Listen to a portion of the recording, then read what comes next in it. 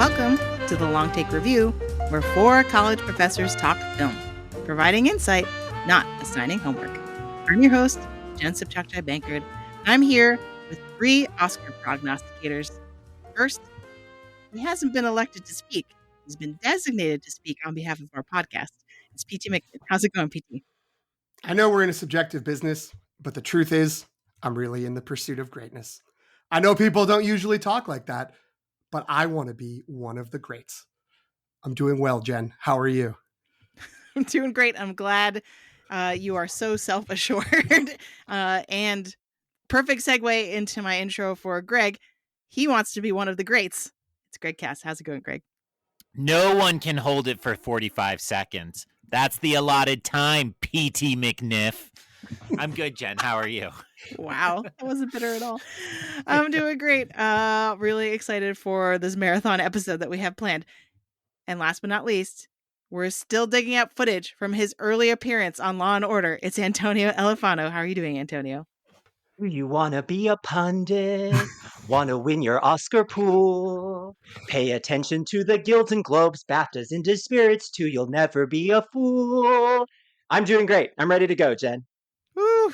I love how singing is now becoming your thing. I love it. Yes. I love this for you.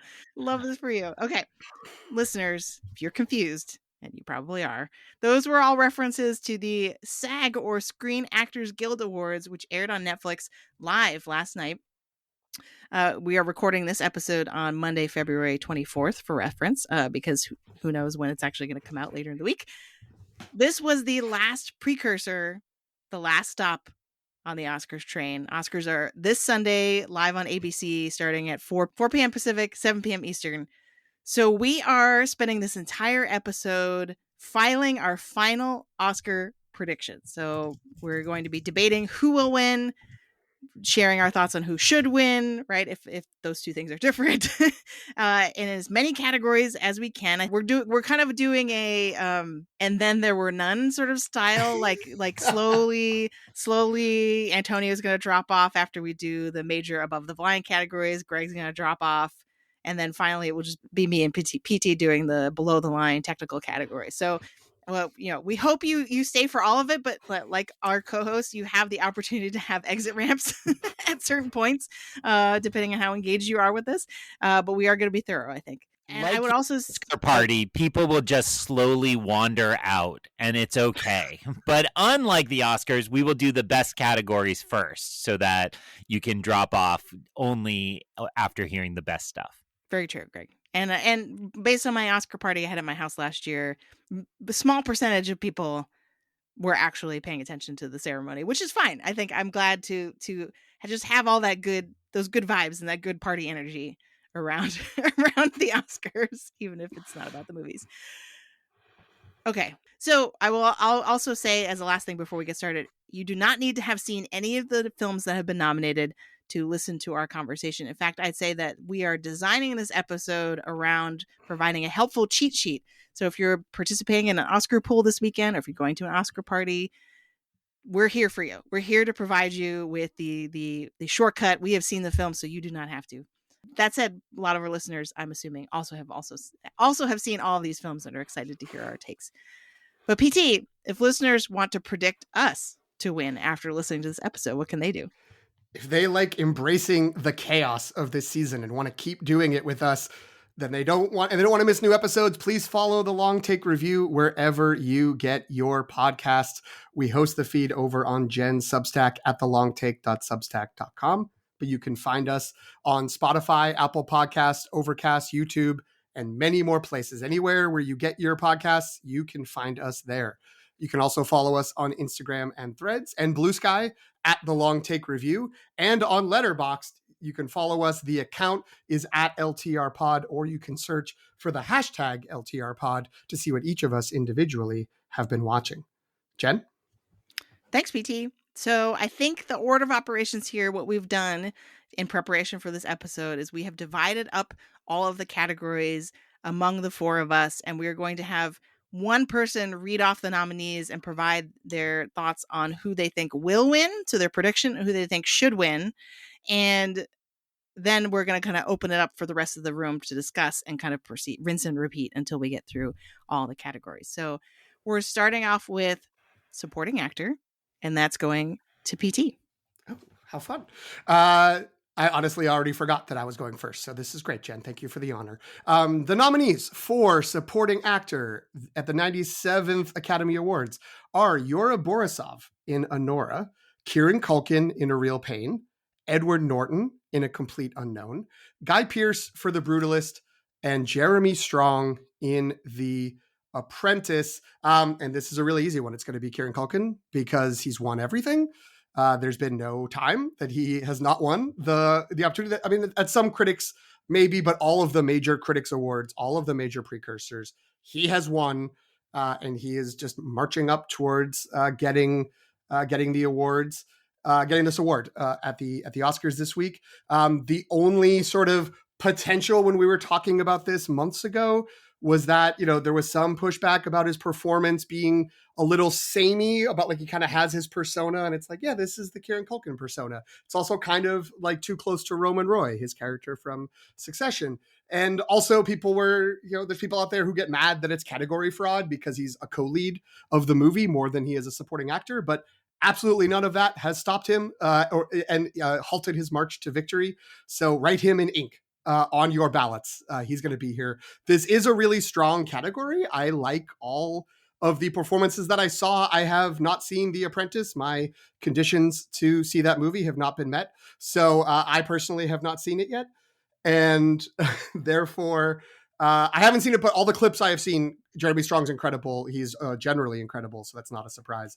And I like all the other performances as well. For the should win, I'm going with Guy Pearce in The Brutalist. I think that is I'm not mad about the sort of supporting versus lead of Kieran Culkin, but Guy Pearce is a true supporting role that really shows his skill and somehow brings both levity and menace to the story of The Brutalist. So, and he's had such an incredible career. It'd be great for him to get an award, but that's also true for Edward Norton. And Yura Borisov was one of my favorite parts of Anora. And I remember thinking after seeing it, like, wow, that guy was great. And he's going to be forgotten as like part of this. And he hasn't been. So I love that he's been nominated. But my should win is going to be Guy Pearce, and my will win, again, lock of the day maybe, is Kieran Culkin. What do you all think? Anything to add? I agree with everything. I agree with both of those things. So I have nothing else to add. Well said, PT. What about you all? I might take Ed Norton just to lift him up a little bit, because I do think that movie works a lot less well without him being this kind of aw shucks kind of sweet guy, and then the turn of that character. Keeping it vague because people might not have seen it. But I absolutely agree that Kieran Culkin's there. Jeremy Strong is phenomenal in The Apprentice, but I think the burden of that film is nobody wants to watch it. Yeah, I just want to give a shout out to Yura Borisov because it's kind of astounding when you step back and think about the type of performance that he's giving in Anora and the fact that he is essentially a background character and that he's made it this far. You know what I mean? Like, I think for that reason, I kind of was like early on in the season was skeptical that he wouldn't get a nomination at all. And so the fact that he is being so celebrated, you know, and he's had I think it seems like he's having a great time on the campaign trail. Doing all the press and everything. So yeah, just shout out to him. The fact that he's by definition is supposed to be kind of invisible in the background and is so impactful is really a testament to his acting skills. All right. So yeah, I want to start off with a softball, right? So like that's Thank you kindly. We're off to a good start. Next, we're going to move to another fairly non-controversial category, supporting actress, and that is going to Antonio. So the nominees for supporting actress are Monica Barbaro for A Complete Unknown, Ariana Grande for Wicked, Felicity Jones for The Brutalist, Isabella Rossellini for Conclave, and Zoe Saldana for Amelia Perez. So for me, I agree this is also an easy category for the same reason that PT mentioned for Kieran Culkin. Zoe Saldana has won just about everything. She is my will win and she is my should win as well. Um, people have varying opinions on Amelia Perez, but even the people who dislike Amelia Perez seem to concede that Zoe Saldana's performance is really incredible, and whatever ill will you have toward that film hasn't seemed to affect her, and I think that's right. I think that it's a really meaty, excellent performance where she shows a range of skills and a range that she's never been able to show before. I think that her speeches have all been heartfelt and but also not the same from like ceremony to ceremony, which is nice. So I think that she's done nothing wrong in her campaign. I think the performance itself is probably the biggest performance actually of the five, and so I think that she will win. I think that she should win. What do you all think? I will just say, usually when any of the acting races are this settled, I get angry, right? Renee Zellweger and Judy comes to mind. Oh, Look, nobody yeah. saw Judy, but we all agree she's the greatest. It's like, come on, this is terrible.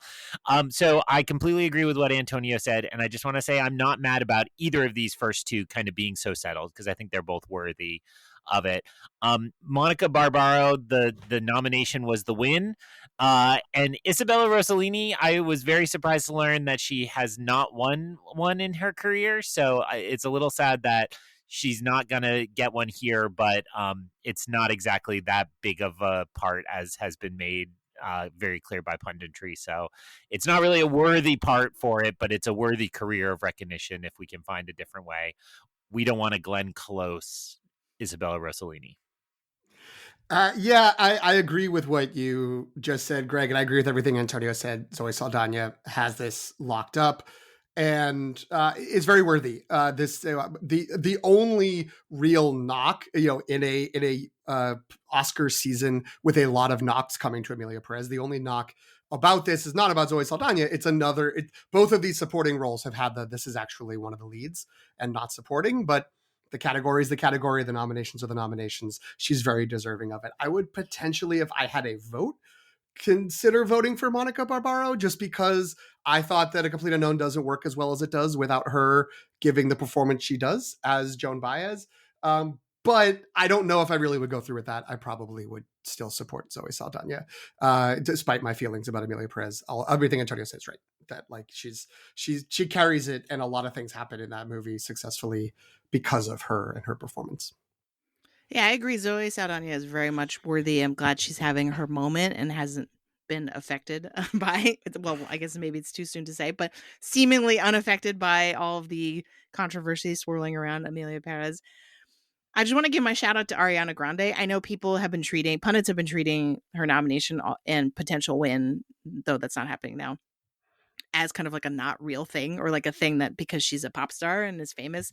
But I think she had a really tough job with having to inhabit such an iconic role that I associate with Kristen Chenoweth, and being able to like both honor the original performance, but then also put her own twist on it and doing all the singing and dancing and really inhabiting this character.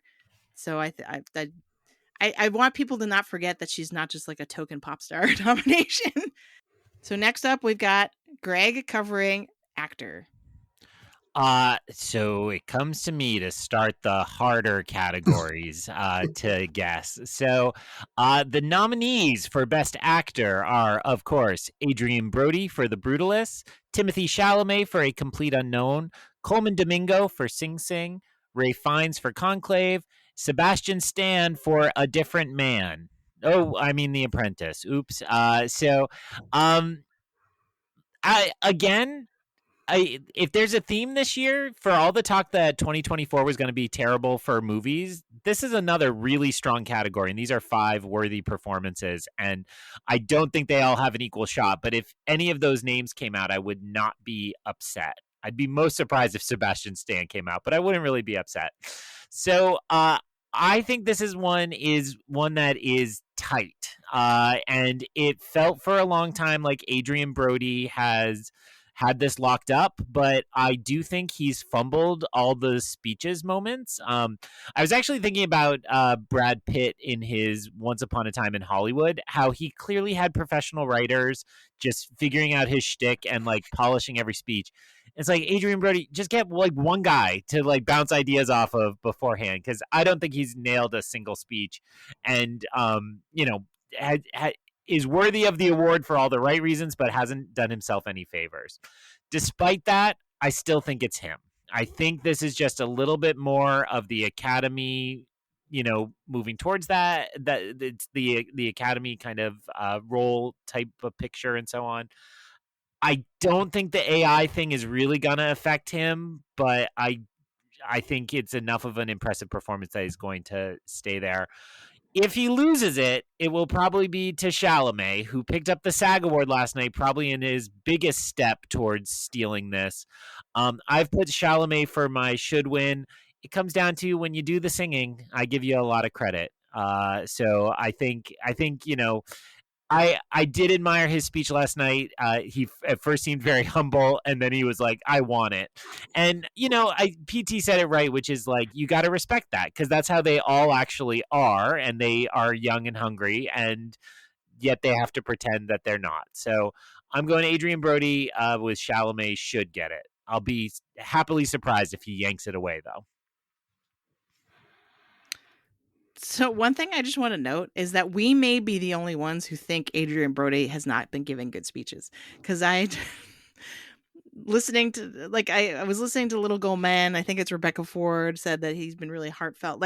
I have suddenly realized, and I was talking to two friends of mine today, and they were like, yeah, they didn't remember that it was at the Golden Globes that they saw this, or that's where the clip from more realistically, but they were like, yeah, Adrian Brody really moved me with his speech. And part of me was like, well, he peaked early, like that. The Golden Globe speech, I think, was arguably the one that was most thematically tied to the film. But yeah, so our opinion may be in a vacuum. I don't know.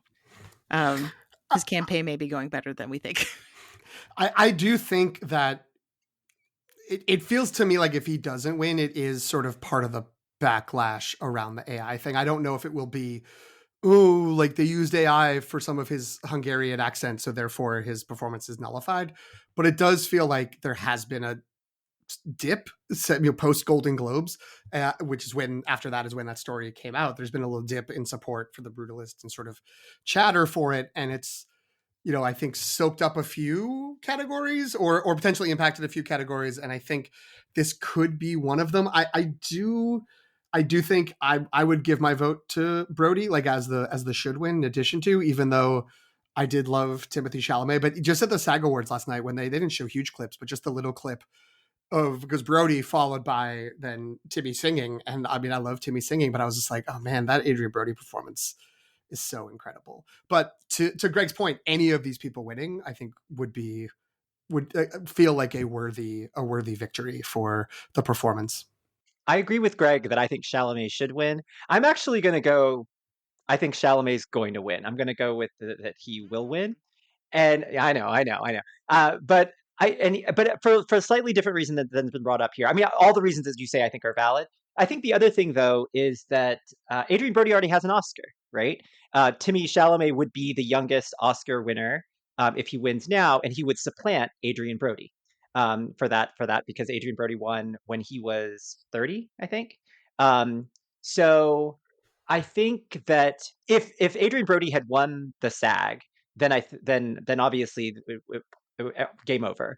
But I think that since Timmy Chalamet won the SAG, and that's the largest branch, and because the trajectory of the Brutalist does seem to be dipping a bit, I think that this opens up an opportunity. I now have like Gen brain a little bit when I think of Oscars now, and so I think of like packages. I'm Like sorry. I have no, it's okay, it's I'm okay. sorry. But I have Jen in my head when I think about like what movies should take, and I think that in a year that is sort of like with like maximum chaos, my instinct was to distribute more than because it didn't have like we don't have a steamroller kind of film like Oppenheimer. So if not here, where else is a complete unknown, which performed very well in nominations? Where else is it going to be nominated? Is it going to win? So I think here. So I say Chalamet will win and should win. Not to spoil the upcoming below the line categories, but I think that's totally right, Antonio. If Chalamet doesn't win here, I think a complete unknown goes home empty. Is that something that the Academy, as a collection of many different people having many different thoughts, but to try to discuss them as a monolith, does the Academy want that, or does the Academy want to give it an award somewhere, and will that give them enough people, enough motivations to go for Timothy here? Maybe. So I'm gonna ultimately stick with Brody, though it's really, really close.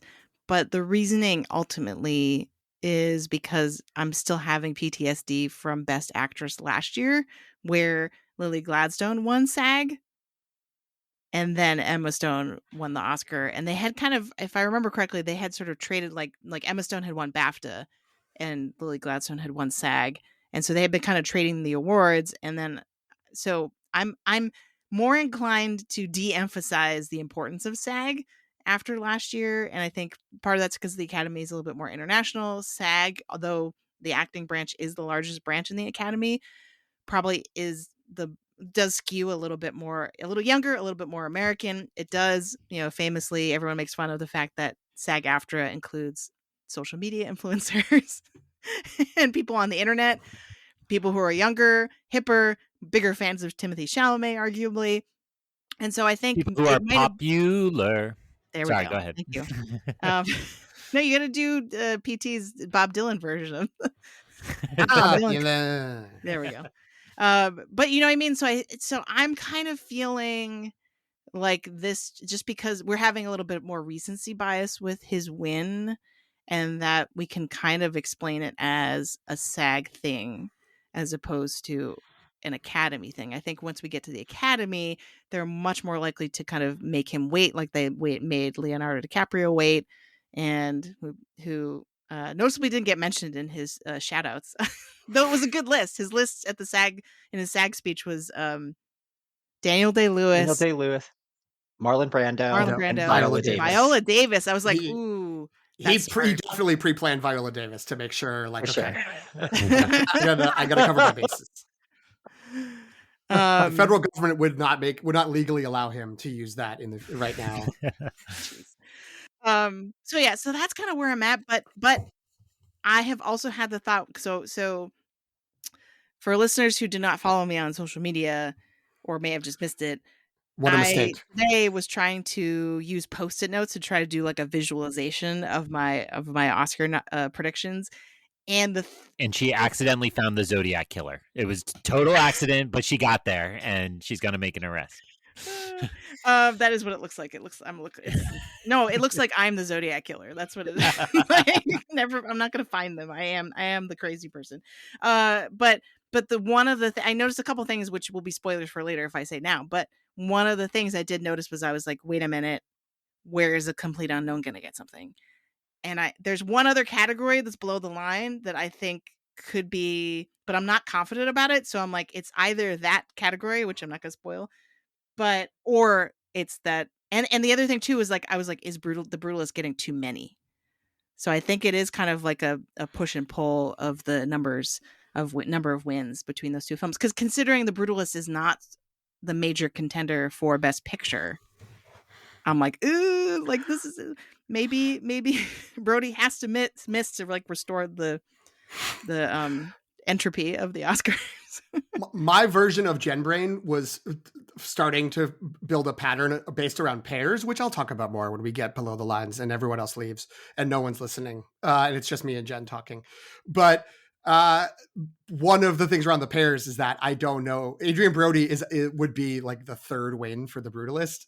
And I'm like, I don't know if he's going to win then, because that's going beyond the pairs. All these movies are going to get 2 awards, and his isn't one of them. And maybe A Complete Unknown getting 1 makes more sense than The Brutalist getting 3. And no potential makeup pairing, just to further Jen brain it. See, we don't need Jen. We are now generative AI. The three of us, we can replace Jen. But I'm assuming we might hear about that potential pairing in a moment, but not with an actor. So who knows? Up in the air. I was gonna say that might be a great segue to Best Actress. Just going back to Antonio. Nominees for Best Actress are Cynthia Erivo for Wicked, Carla Sofia Gascon for Amelia Perez, Mikey Madison for Anora, Demi Moore, The Substance, and Fernanda Torres for I'm Still Here. This is a 3-person race, I think, for who will win. I think it's between Mikey Madison, Demi Moore, and Fernanda Torres. Um, Demi Moore had momentum starting with the Golden Globes, and picked up, Critics Awards. Mikey Madison also picked up some Critics Awards. Mikey Madison's her biggest win was at the BAFTAs, and that was uh, where things looked like, oh, this is potentially swinging her way. But then at Screen Actors Guild, which I always felt like a natural place to to uh, to lift up Demi Moore. Demi Moore prevailed as expected. Now, the wild card here is that Fernanda Torres wasn't nominated at Screen Actors Guild, wasn't nominated at BAFTA either. So Fernanda Torres won at the Golden Globes, but she won in the drama field, which did not include Demi Moore or Mikey Madison. So so that's where things get very complicated. Now, the argument for Fernanda Torres is that I'm Still Here performed better than expected. I mean, it has 3 nominations, but one of those nominations is Best Picture, and so for it to have gotten into Best Picture is a huge deal and indicates that there is broader support for this film than perhaps we originally thought. Um, I'll also say, I said this in our I'm Still Here review. I do think that this performance and that this character is more Academy friendly. We're talking about Adrian Brody. Adrian Brody's character, Laszlo Toth, is more Adrian friendly. I would argue also Timothy Chalamet playing like a real life singer is also kind of Academy friendly as well. Like if Rami Malek can win an Oscar for it, I feel like Timmy should. But to go back to actress, Fernanda Torres, that character, if you watch the movie, I think it's really hard to deny that that performance is essential to the film and is just an incredible piece of film acting. Um, I think ultimately who will win is Demi Moore. I think that the narrative around her is too irresistible. I think her speeches have been excellent and have sounded just very sincere. And it's hard not to root for her as a person and to feel good about this as a win. And so I think that she will ultimately take it. But for me, Fernanda Torres, and I think Mikey Madison was excellent too. But I think that she's young. She'll have other opportunities. Fernanda Torres, I think, is the should win. Um, yeah. What do you all think?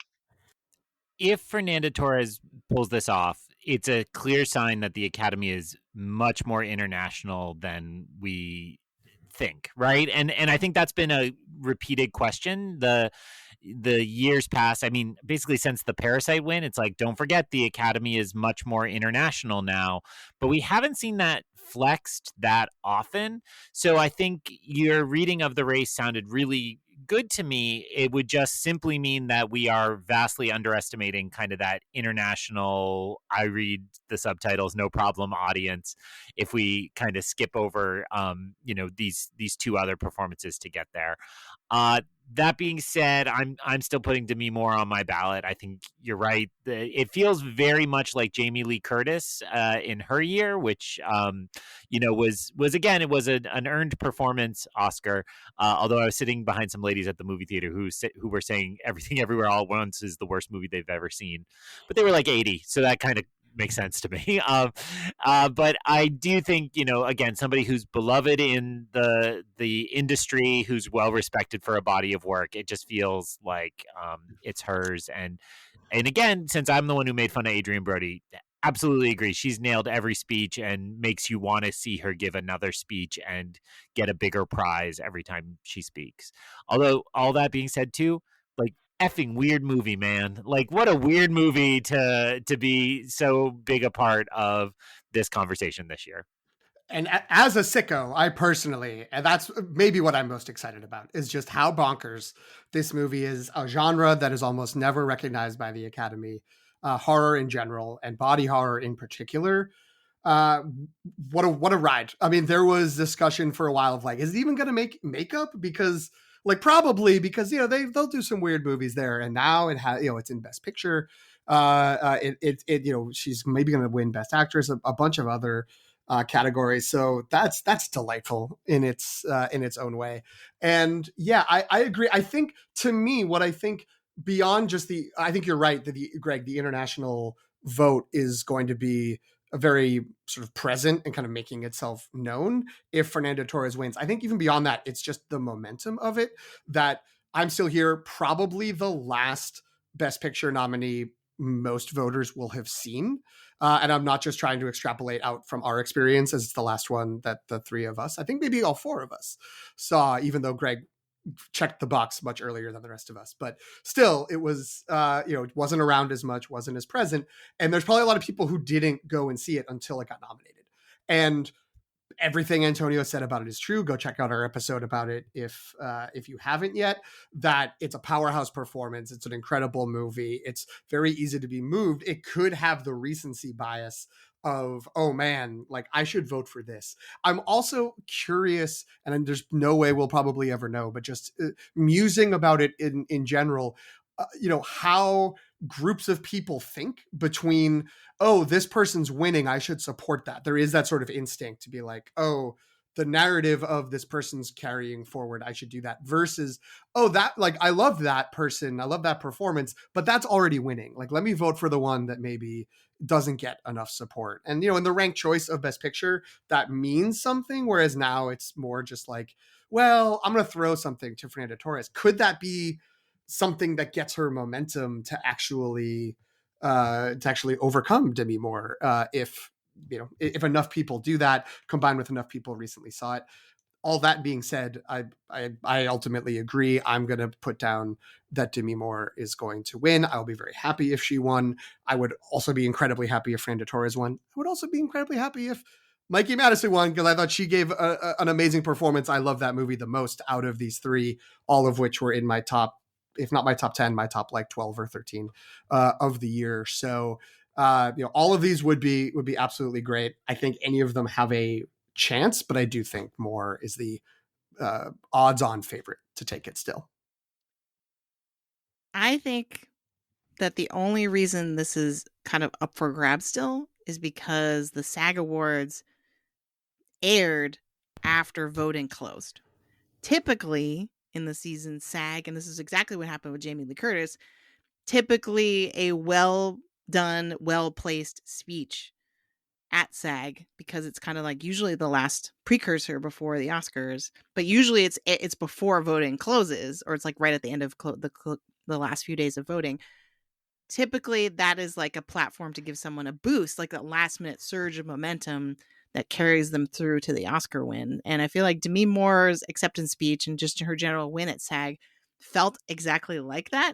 It's just after the fact. So it's more her win is as well as all the others are more reflection potentially. We can only read those as like a sign of what's to come, as opposed to something that can actively influence the race between now and the Oscars. So that I think is what's making it extra murky because I think, but I'm still picking her because exactly what Antonio said. Narrative, I think ultimately is a little bit stronger than everything else.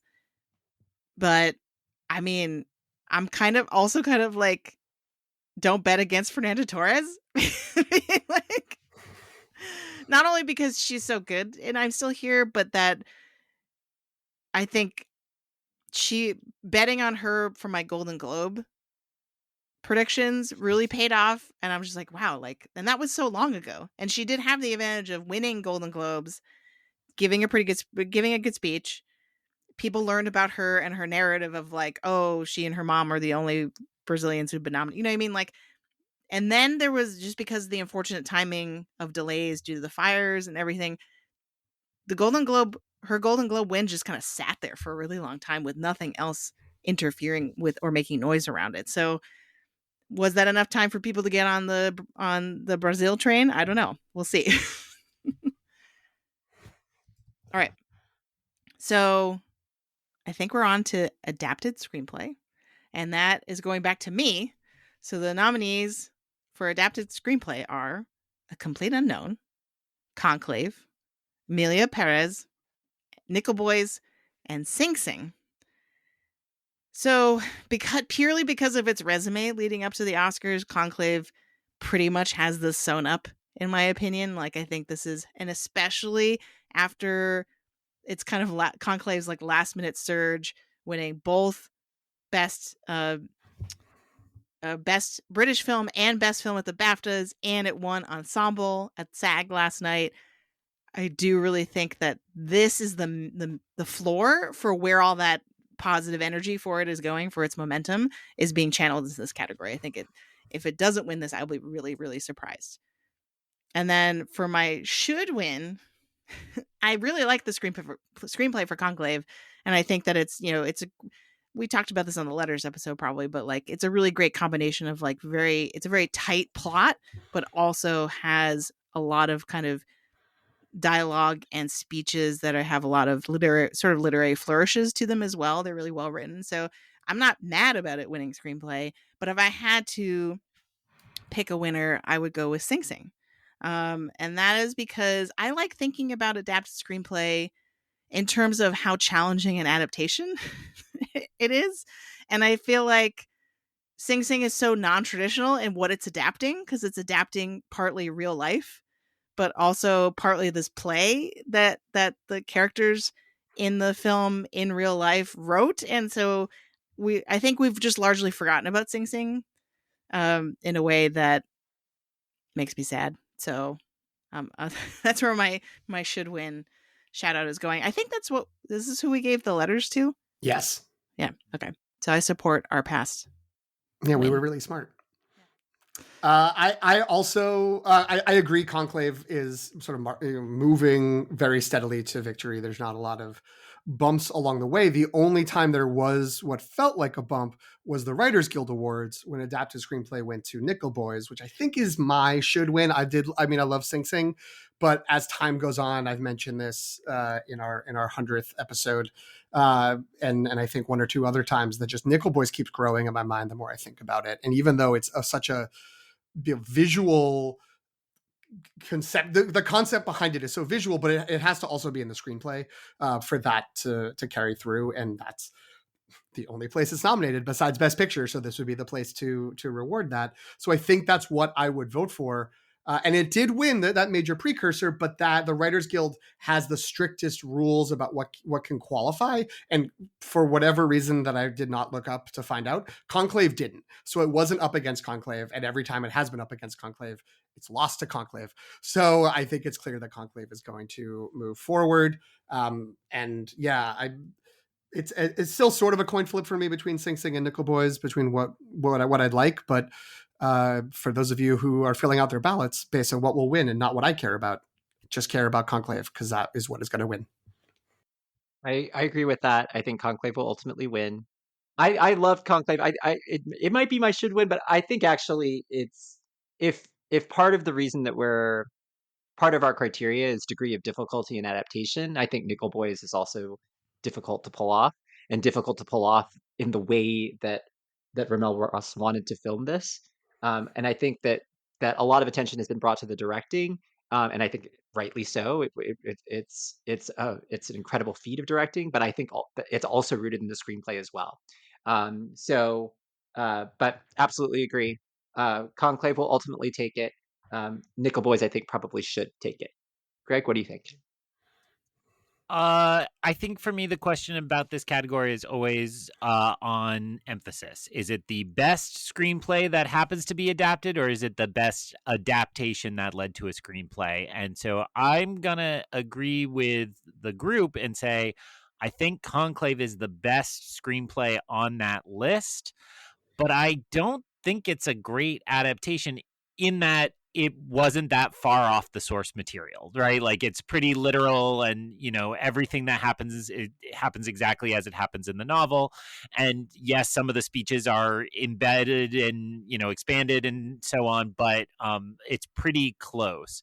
And so I'm just gonna turn up my I read books nose and say I would go with either of the choices you all mentioned, Nickel Boys or Sing Sing, as like harder adaptations and doing something a little more interesting there.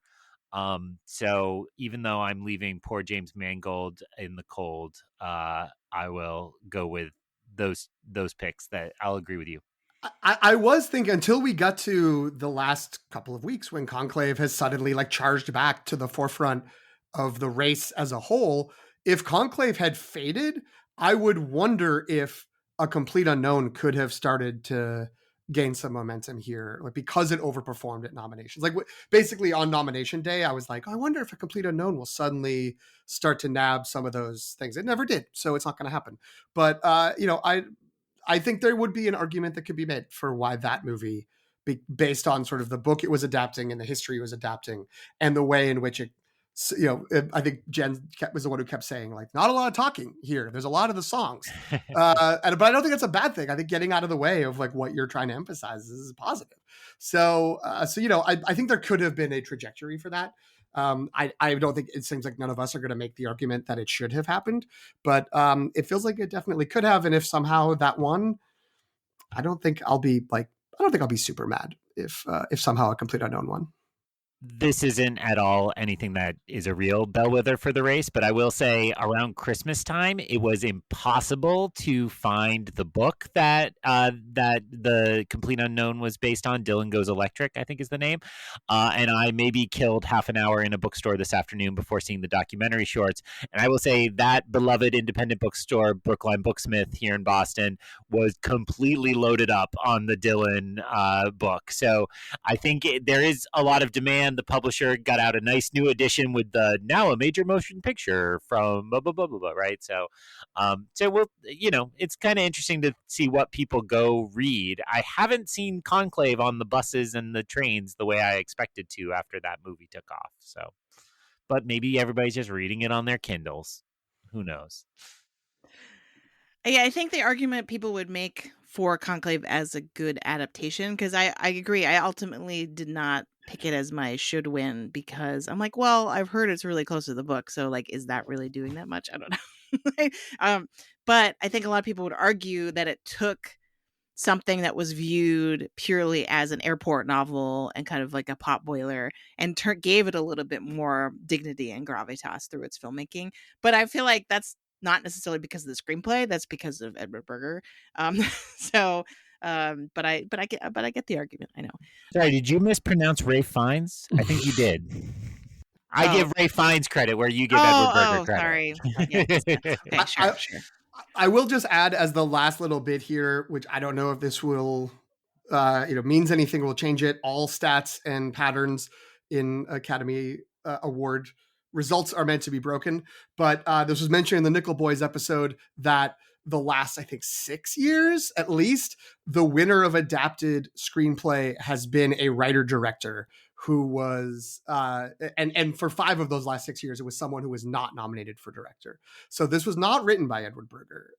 So he wouldn't fit that. It would be a break. Again, these things could be broken, but all of these other nominees are writer-directors. And I don't believe that any of them. Oh, sorry. Jacques Audiard was nominated for Best Director. So, but a complete and James Mangold, of course. So Nickel Boys and Sing Sing, in theory, would be the ones that would fit that pattern. But I don't think that's going to change anything. But just something to keep an eye on. Can play this back if somehow one of those two wins. Can act like I knew. Counterpoint, Conclave won USC Scripter a couple days ago, which is the other adapted screenplay precursor, because those are only adapted screenplays competing for that award. So I think most of the other nominees were also there, if not all of them. I know Wild Robot, I think, was in there, if I remember correctly. The finalists were A Complete Unknown, Conclave, Nickel Boys, Sing Sing, and yes, The Wild Robot. Okay. But that's adapted. What about original? Thanks, PT? Greg. Smooth, Greg. Thank you. Unlike adapted, original is kind of a mess.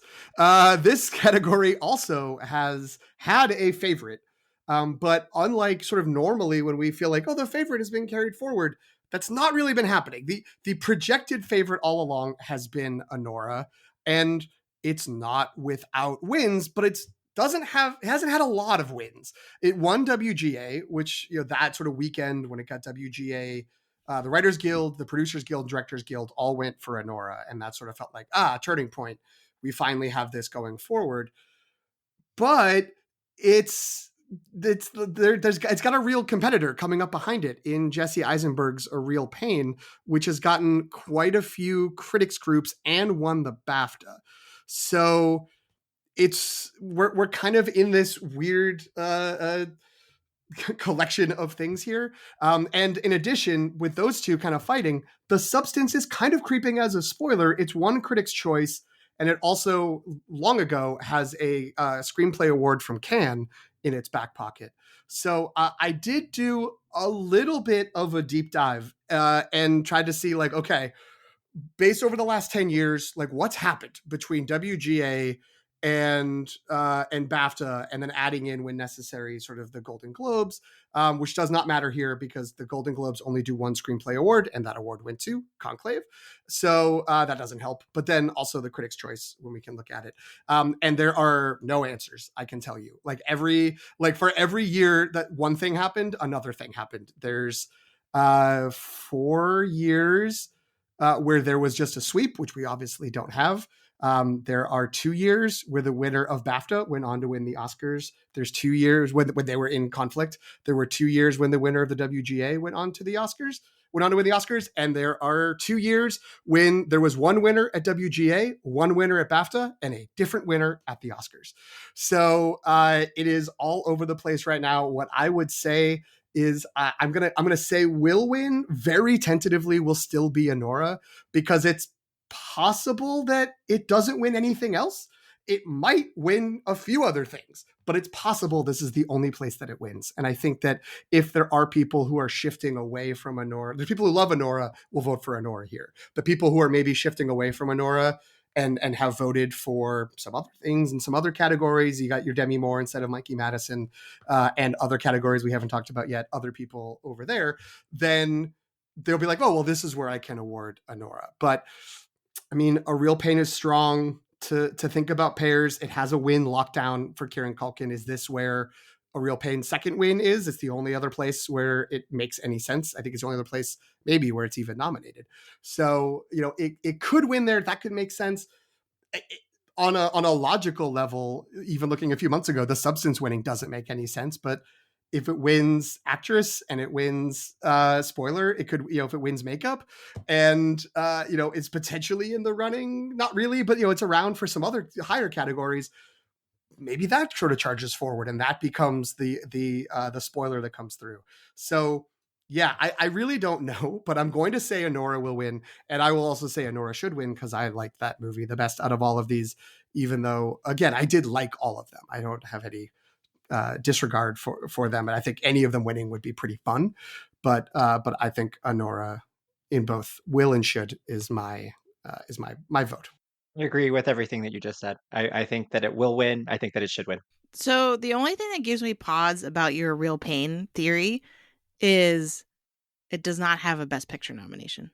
That's the only thing. And with everything so close and kind of it's so split, I feel like that will make a difference, because oftentimes, I think I just heard somebody on a podcast talk about this today, like the Best Picture nominee is just much more likely to be seen by more of the Academy, because people like me say, okay, I got to check off all the Best Picture nominees first, then I will get to the ones that have nominations after that. So, but on the other hand, so the thing I'm divided about with this category, just existentially, is it is often one of two things. It's either aligned with the Best Picture frontrunner and is like a bellwether for who's winning Best Picture, or it is the lone cool kid table category, meaning, it's your Get Outs, your movie that Tarantino. Yeah, Tarantino wins. I always go back to Good Will Hunting as well for this. Okay. Yeah. So it's like the cool movie that's not really winning anything else, that people use the original screenplay category to reward it and to give it a nod, right? So someone who isn't quite making the cut in Best Director maybe didn't even get nominated, right? But they're a writer director or something like that. That is typically what this category has done in the past. And so I'm really, because of that, I'm pretty torn between, because I think Anora fits the like Best Picture frontrunner sort of profile. But then on the other hand, A Real Pain would be the kind of like, oh, well, you didn't make it into Best Picture, but we really like you, Jesse Eisenberg, like, and you wrote a really great screenplay. Here you go. Same thing with The Substance, like Coralie Farjat, not really in the running to win Best Director, but this might be the place, though Demi Moore and makeup complicates that. So maybe it wouldn't be considered the cool kid pick because it's winning other categories. But yeah, so that's what my confusion is surrounding. But I would ultimately go with Anora because it has sort of like more precursor strength. I think I would slide Farjat into the like cool kid table spot because she seems edgier, and it seems I mean, you know, other than that vanilla milk toast film Honora, right? But I do feel like that has that edge of like a young new voice kind of getting involved and so on. But you know, I'm sometimes hardest on Honora, but it would be a real shame for it to not get anything, period. I did hear the interesting statistic on Big Picture today that if it wins, it will be the lowest grossing Best Picture winner of all time. I think all time if you adjust for inflation, but like 50s if you don't. Like it would just Wow. be insane. And the current one I think is Hurt Locker, which was not very widely seen, at least prior to nomination. So um I do think that question of how many people are watching Honora. I was sitting behind again two ladies who were doing their Oscar documentary shorts, and you know, mid 60s, maybe early 70s, and they had not yet made it to Honora, but were very excited to go see it. Like I said, so you know, it may be that does kind of hold an edge because people make sure they see those 10. I think, you know, normies and portal viewers, right? Academy members. And, you know, Sean Baker has been working on the same project for a very long time, and he's gotten very good at it and has not been rewarded for it. So I think this would be a worthy win for him and a way to give Honora some love. Yeah, I agree. I think what will be very interesting, which again, I don't know how we will know this. We will just be creating the narratives after the fact. But I would be curious how many people are like, I loved Honora. I think Honora is the front runner. Honora, screenplay, director, picture. Like that's what I'm voting for, if not other things as well. Versus the people who are like, I'm going somewhere else for Honora. I'm going somewhere else. I'm sorry, in picture and director. So I'm going to vote for Honora here. Versus Honora's good. Like Honora's good in screenplay. That's got it locked up. I'm going to vote for this other thing. And so, yeah, I mean, this is why it's so fungible. And I think it's really interesting. But I also know that if your goal, which we're saying and we're sharing in this episode, is to help people make predictions, it's hard to feel confident about it because of all this fungibility. I will say, as people talked about it and I thought about it more, I think I will be pretty sad if Honora doesn't win. Like I did like A Real Pain, and I like The Substance even more. But I think that I will be bummed if Honora loses this, unless it goes on to win multiple bigger awards. But I think I'm going to retract what I said earlier, which is I'm fine with all of them. I'm not. I want Honora to win. So the last stat that I think I'll share that's kind of looming over this category and others that are up for Honora. Sean Baker is positioned, and I'm not the first person to say this by any means, like it's been on multiple podcasts, but Sean Baker is positioned to potentially break a record winning 4 Oscars just like for himself. And those categories would be screenplay, director, best picture, because he is also a producer on the film, and editing. And so the thing, again, when I'm looking at my crazy Post-it note collage on my door over here, like one of the first things I thought of was like, okay, like he probably isn't going to win all 4 of those. What's the one that he misses?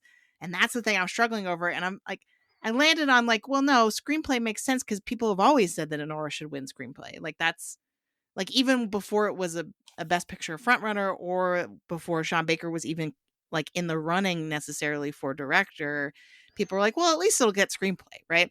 So yeah, the only way it backfires is if what PT's talking about, where people are just assuming that, and then they're not actually voting for it. But yeah, so yeah, I'll leave it at that. But that's so it's like I would say for your Oscar pool, look at how many Oscars you have Sean Baker winning. If he's winning all 4, that's like statistically very unlikely. So you got to choose which one you think is the least likely for him to win. Potential spoilers for another category. Okay, so moving right along, we are now to international feature, which I'm handing over to Greg because I'm pretty sure he's the only one who's seen all these movies. Greg, what do you think? Sounds good. I was just mentally trying to do the math on like how long per category we spent, because I think it was like 5 minutes on Best Actor and Best Actress, and then 35 minutes on Best Original Screenplay. We gotta balance these out a little bit, but I'm going for 5 minutes here. So in Best International Feature, from Brazil, I'm Still Here. From Denmark, The Girl with the Needle. From France, not Mexico, Amelia Perez. From Germany, not Iran, The Seed of the Sacred Fig. And from Latvia, Flow. So two of these we just very recently talked about, and who knows whether you're going to hear those episodes before or after this predictions. But we have a lot of love for a lot of movies in this category. You know, the odd man out, I would say, that doesn't have a champion amongst us is The Girl with the Needle, which I believe I'm the only one who saw. Dark, but good, very well made. If you like Nosferatu and you're like, I want another black and white movie, boy, is that the movie for you. And then, with ongoing controversies, there was a time where this would have been Amelia Perez, just bar none, slam dunk. I think it's gone. I think that time has passed and the film has slumped off. So I'm going with matching will win, should win with I'm Still Here. And I really love Seed of the Sacred Fig. I don't think it has as much of a chance. I think it falls apart in ways that I'm Still Here simply doesn't. So even if you walk out of the theater of each of those loving them, I think you have to admit that I'm Still Here is just a little better constructed and just a little bit better experience. So congrats to the nation of Brazil on your Oscar win. Anybody want to disagree with me? Go for it. What? I agree that I'm Still Here should win. I still think Amelia Perez will win. And like I acknowledge all the controversies, but the controversies, I feel like a lot of this, again, I've said this before, is like Oscar punditry, like enhancing its own like take on the race and how people in the industry are actually receiving the film. I mean, at the end of the day, the most controversial things about Amelia Perez. I mean, there are some things about the screenplay and things and its representations on Mexico, which I think are fair. But the biggest headlines lately are about Carla Sofia Gascon and things that she has written. And I don't think that people are going to hold that against the film. And and I think that and BAFTA's proved it in that it awarded it Best International Feature. And so I think I'm with Greg. I think I'm Still Here should win. I would be thrilled if I'm Still Here should won, even though I'm the highest of the four of us on Amelia Perez. But I think Amelia Perez will still win. As in movie news update, real quick, too quick to even play Greg's sound clip. Milkshake Duck is racist. No, what is it? Carla Sofia Gascon will be at the Oscars. Wow. Netflix Skipped the SAGs, has, and I swear they edited her out of the clip package. Although Jen wants to fight me. She was in one. Well, she was in one no, image. I was watching. Yeah. I saw her, but I don't know. Yeah. But I couldn't remember in which clip package. She could have been in the like general intro clip package. I wasn't sure about that part, but I did see her face at some point during SAG. Anyway, so that's news hot off the presses today. Is that, and Netflix may or may not be paying for her to go as well. So they're really, I don't know what's going on there. I lean more towards Antonio, and maybe this is partly my general strategy when I'm like, I don't know what's going to happen between here, is to go with predicting the thing I less want to win. So that way, if that wins, I'm like, well, I predicted it. And then the thing that I liked more would wins. And it's like, well, I'm happy to be upset. That's fine. That is A-okay. But the argument for Amelia Perez is, well, I guess maybe I should say the argument against I'm Still Here is it hasn't won anything. Like, it didn't win any of the major precursors in international feature. Fernanda Torres won actress of the Golden Globes, and that's great. And we've talked about in the actress category the potential momentum there, and that could carry forward. And that could carry forward here, and the sort of collapse of support for Amelia Perez might bring it all the way down to here. But it was nominated for 13 Oscars, which is a lot. That ties it for the second most of all time. The lowest number of wins in history for a movie that got 13 nominations is 3, which is The Curious Case of Benjamin Button, and it won art direction, makeup and hairstyling, and visual effects. Otherwise, in most of its other categories, it got overwhelmed by Slumdog Millionaire. So, that's the floor. And for me, looking at the sort of chart, again, hinting but not giving things away, we already said Zoe Saldana, Best Supporting Actress. I think there's one other category Emilia Perez is still the leader in. This would be the third one. So if it loses this, it's going to be the worst performing movie of all the movies that got 13 nominations and up. There's 3 movies that got 14, and then that's it. And then I forget the number. It's like 10 movies that got 13 in history. So that's possible, but that may be underselling the degree to which people in the industry did really like this movie and did want to support it because they gave it all these nominations. Has the support for it collapsed so much that even here it will lose to another movie. It's complicated by the rise of that movie, and that movie has, this is the only time I think in history, there's ever been 2 movies in the international feature that are also nominated in Best Picture. So the jump that a movie would get for being nominated in Best Picture in this category is mitigated. Like, last year, Anatomy of a Fall was also nominated in Best Picture, but didn't get, famously so, was not put forward for international feature. So yeah, I think it is complicated. I think it is quite likely that I'm Still Here could do it. That is the one that I think should win, but I do think Emilia Perez still will win here. Yeah, I think that what this comes down to is how much of a late breaking surge do you think I'm Still Here has, and that we had so much so late that we didn't see any evidence of it, like at BAFTA. Technically, BAFTA voting closed a little less than a week before Oscar voting closed. So it really is coming down to, like, do you think in that week a lot more people saw I'm Still Here and then realized they liked it better than Emilia Perez? That really is the question. And I think I heard on Next Best Picture today, they were all like, it was one of those things where, like, the majority of them, and they usually have a lot of people on their their predictions episode, majority of people were predicting I'm Still Here, but then everyone was also saying, but you also have to acknowledge that this is all based on vibes and instinct and not on evidence. And so I think if you're doing your Oscar pool, just know that I'm Still Here. I mean, that's where my vote is going right now in terms of who will win, but it's a huge swing. It's a big swing. And I'm ready to be wrong for sure. And I will be upset to be wrong as always, but I'm prepared. I will just add, there's also the Netflix of it all, which is a lot of people don't like Netflix and they don't want to support Netflix. So, that hasn't really been talked about. There's been so many other things, but Emilia Perez is a Netflix movie. So is that going to, when push comes to shove, are they like, yeah, screw that. I'm not voting for Netflix. I'm going to vote for Sony Picture Classics instead. So I don't know. I don't know if that matters. This is also the first time we've had 2 double nominees in international, and so it's kind of uncharted territory in terms of, like, we have 2 films competing against each other. Usually there would only be one, and then it would be like, okay, it's not going to win Best Picture, but it'll get international feature. This becomes more complicated because there are 2 of them that could do that. So I don't know. And so for me right now, I'm like, I don't think the love for I'm Still Here, and apologies to Brazil, on the people from Brazil on the internet, but I think it's not quite enough to push Fernando Torres to a win. But I'm like, if anything squirrely is going to happen because of the momentum, late stage momentum for this film, it would be here.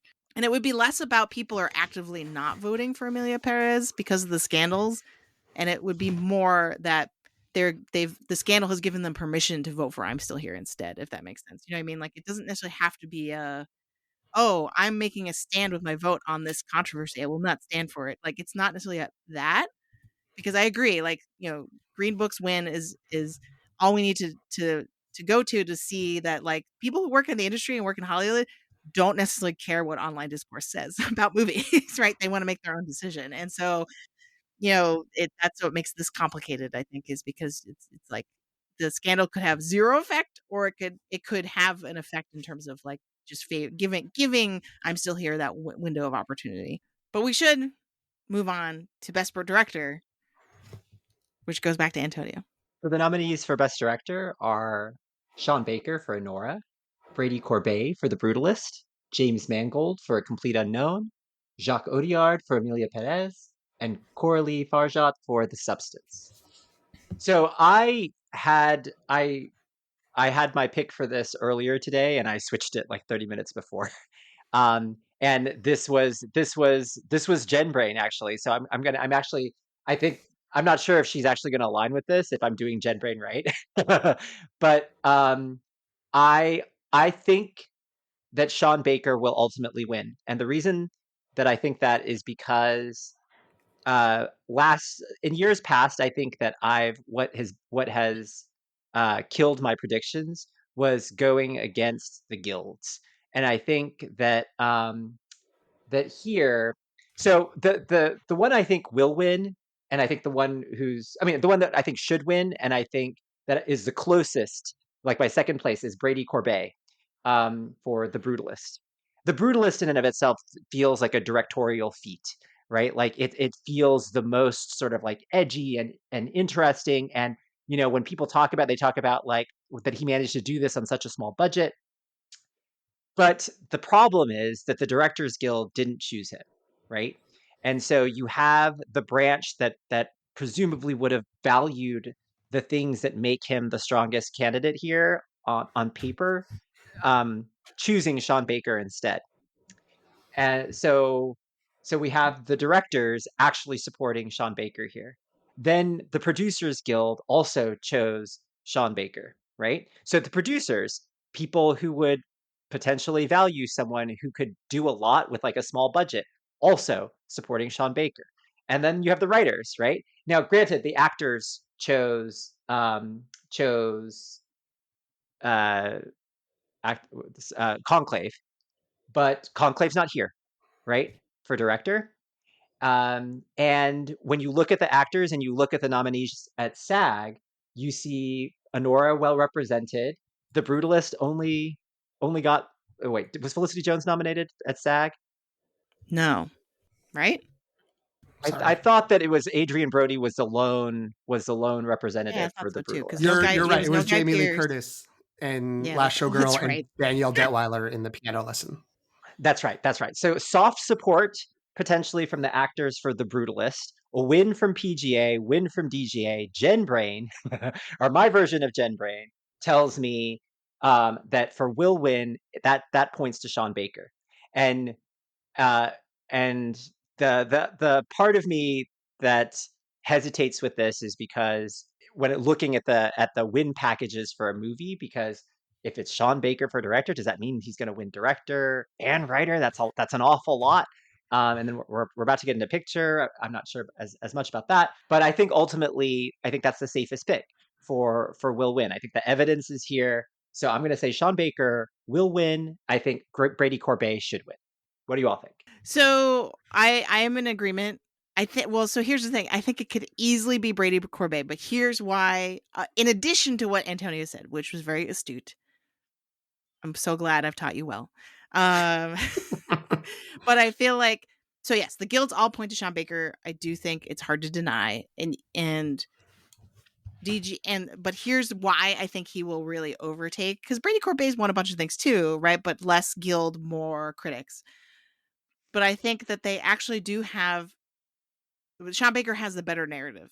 And I think if you go back and look at his DGA, PGA, like those guild, when Honora was like, excuse me, I am actually the front runner, like that slew of guild awards and God, his speeches had a very clear message about we need to bring movies back to the theaters. A lot of movies are meant to be seen on the big screen. Let's extend the theatrical window like it used to be. Like we need to do this as an industry. Like that was kind of his stump speech. And I think that's a lot easier for people in the Academy to vote for than Brady Corbet's like, don't you want to give artists and directors final cut? Like, don't you want to support like the visionaries like me, right? Which is a little bit more like, you could interpret that as being like a little bit more like self aggrandizing.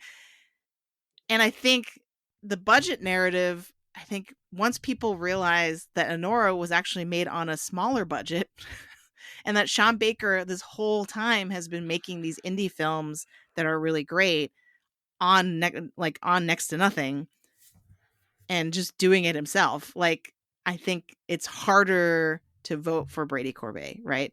because they have similar profiles in terms of like, don't you want to support independent filmmakers?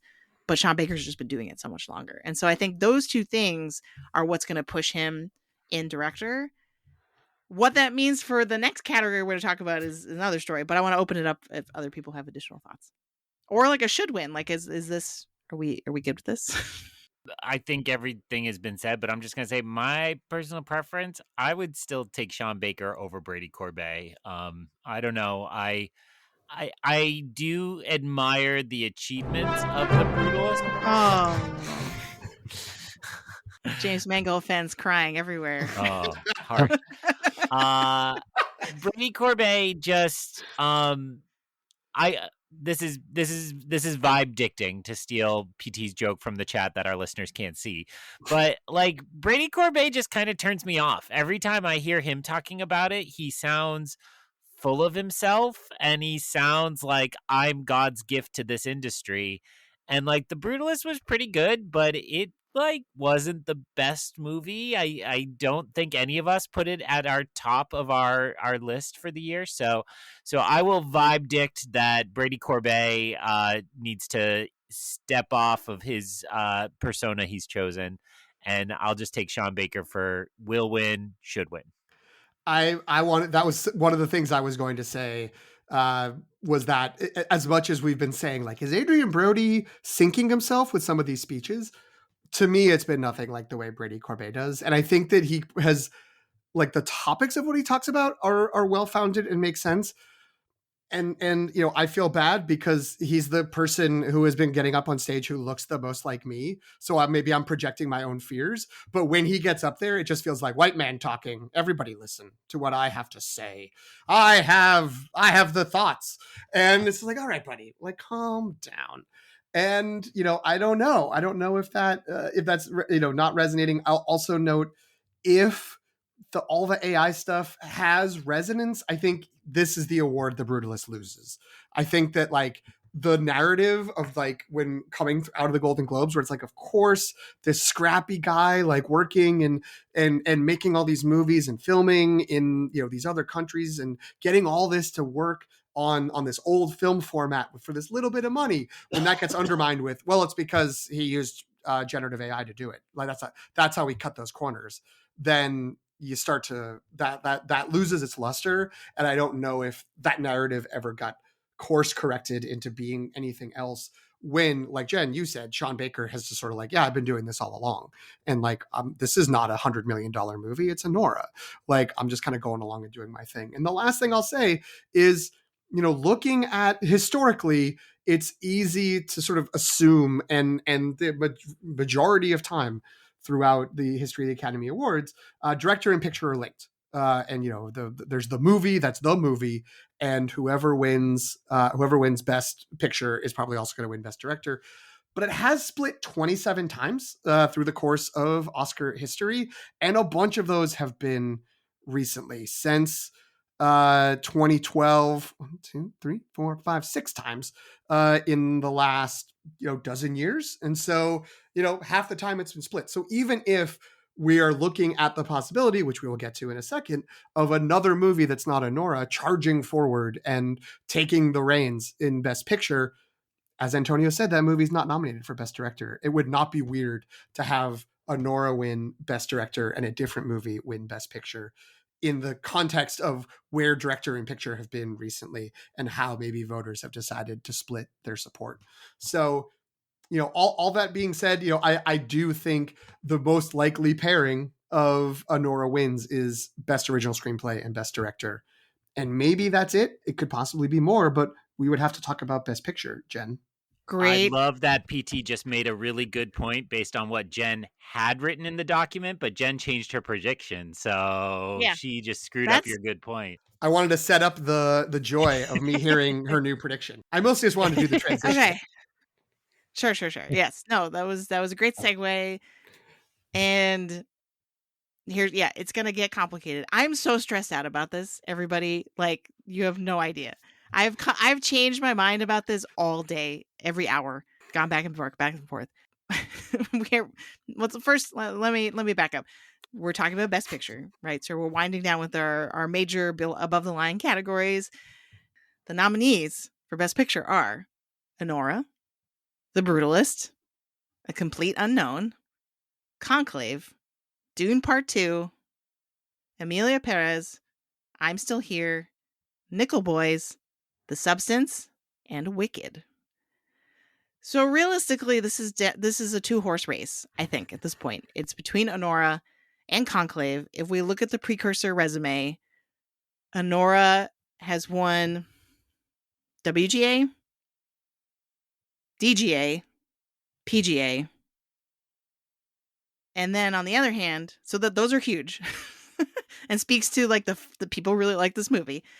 And on the other hand, Conclave has 2 BAFTA wins, right? It's not just, this is the thing that makes it so meaningful. It's not just Best British Film, but it's also Best Film. It's that and Wallace and Gromit, Vengeance Most Fouls. Still bitter about that. Okay. But then it also has the SAG Ensemble, which not a ton, some people were like, that could happen, but a lot of people were predicting Wicked, and here was the math. It was sort of like, okay, if Wicked wins Best Ensemble at SAG, Honora's still winning Best Picture, because we can kind of chalk it up to, oh, it's sort of like the populist, like Hidden Figures and Black Panther. So that's why it's kind of split. And so a lot of people are saying, okay, because Conclave won SAG Ensemble, now it's a true race between the two, right? Because it speaks to the Honora's vulnerability potentially. So all, like, for a lot of today, I kept saying, oh, it's Conclave, because I do think in general, if we're gonna have a director picture split, this would be a great year for that, because there's been so much chaos and lack of consensus, right? Like, that would make sense to me. But here's why I ultimately went with Honora. I think Honora is going to win Best Picture still because of its win package. So I'm saying that Conclave is going to win editing, and that leaves the opportunity for Sean Baker to win all those other Oscars that he's nominated for. And I think if you're predicting to me, it's like a cascading effect or a domino effect, where it's like, if you're predicting to me more an actress, then Mikey Madison's not winning, so that can't be a vote towards Honora. Like, you know what I mean? Like, you have to kind of balance it out. And so that's why I'm ultimately going with Honora still for Best Picture, because I think it just makes more sense. And PGA is the only other precursor that also uses a preferential ballot. So it's proof that people on a preferential ballot, if they have to rank choice all the nominees, PGA also has 10 nominees, Honora can win. So that to me is what really pushes it over the edge. I now step down. Look, I think this is a really tough. This is a tough call. I ultimately think it will be Conclave, but I accept all of the things that you say, all of that data. I think though the SAG win. What's significant about the SAG win is what the SAG win tells me is that on a preferential ballot, a ton of people are going to have Conclave really high, right? And while the PGA has a preferential ballot, that still represents like a smaller portion of the Academy than the actors, right? And at the end of the day, even though it ultimately won with the directors and the producers and the writers, I mean, this is why it's incredibly tough. I still think that on a preferential ballot with the entire voting body, that I still worry that some people are going to have Honora as a more polarizing choice and are going to put it lower than Conclave. And this is very unscientific when I see like the Oscar ballot things. Sometimes they reveal like someone's Oscar ballot.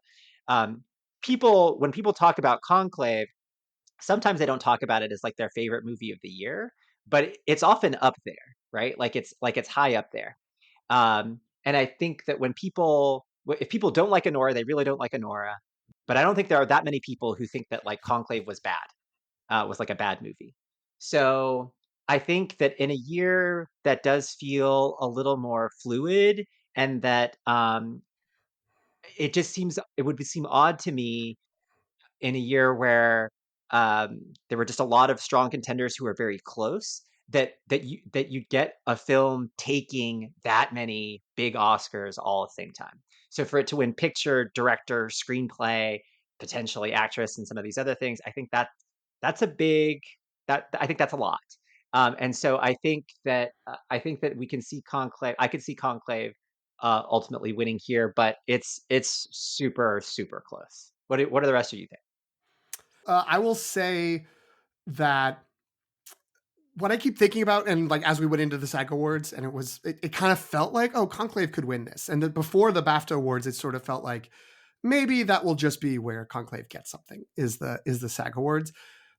You know, I recognize that the awards exist, you know, partially as precursors, but the concept of that award as the cast ensemble recognition feels like something that's so specifically like helps Conclave, or you know, it is something you'd want to give Conclave, because here are these towering performers who, you know, there's 4 or 5 like unbelievable legacies in that cast, and who have worked with a ton of people and worked with a lot of different actors, and as far as I know, all have very good reputations. That it's just like, yeah, of course, like you'd vote for that instead of Honora, a cast of people where it's like a 25-year-old and a bunch of people that most folks don't know.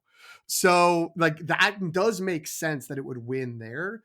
Is that going to translate to all the actors then saying, and I'm voting for that for Best Picture? Or was that a particularly unique sort of, I don't know, shift there? I'm not certain. I was flipping through sort of the histories over the last decade or so of these awards.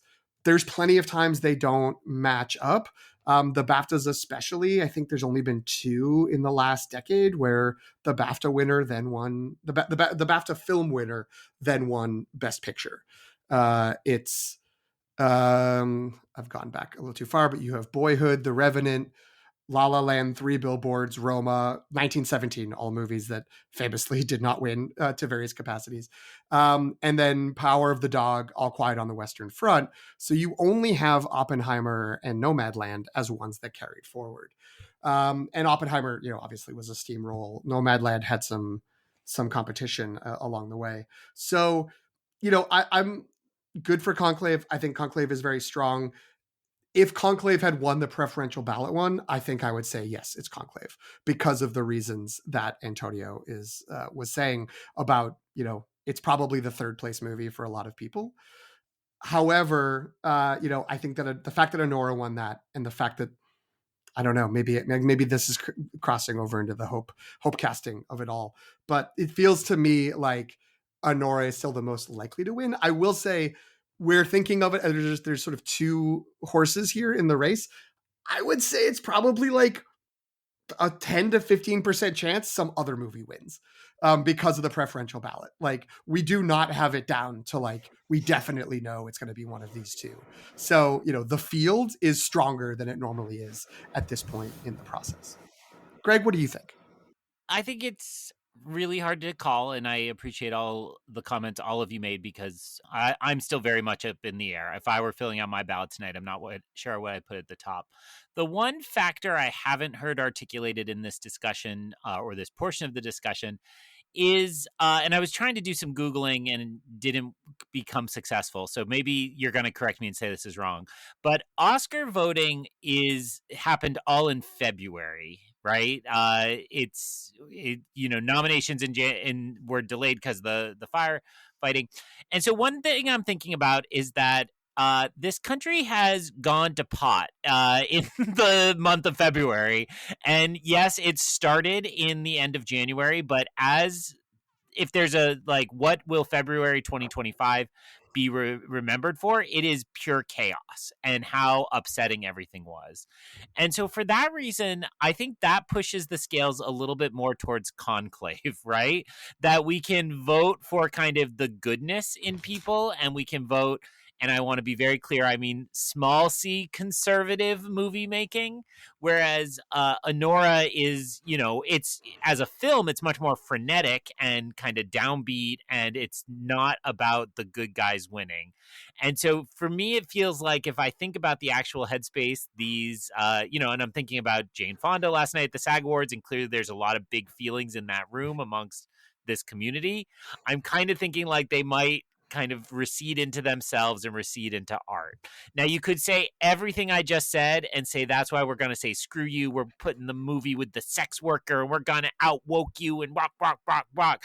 But I don't think that's the mood I'm sensing in these rooms as the award season has gone on. So the part I was trying to Google is, obviously, if PGA and DGA voting is also in February, but I imagine it was a little earlier. It was a piece earlier. So I imagine the chaos has become a little more real in the country since then. So of the two horses, I'm going with Conclave, but I'll also co-sign PT's thought that it could still be something else. It's funny, on nomination day, we all said everybody was going to settle for Complete Unknown, but it seems like that's none of us are thinking that now. So it's maybe Conclave kind of took that spot. Yeah, I think I heard a pundit saying that now it seems, in retrospect, it now seems like A Complete Unknown just came out at the right time to get a lot of nominations. And that's not translating into wins necessarily. You know what I mean? It kind of peaked right as the nomination voting was happening, but didn't necessarily, but then didn't do much during the final voting period. So yeah, I think, it's interesting to think about which best picture film best reflects the mood of this point in history and of the year. And I think it's hard because you can kind of make that case for a lot of the movies on this list. They just kind of take different angles a little bit in terms of like, it's Dune Part 2. Your Messiah was a monster. Oh my That's God. it. Yes. I will just say that I do wonder for either of these movies, now that they've sort of ended up as the two frontrunners, I kind of feel like it might be a hit to the reputation of either of them to win.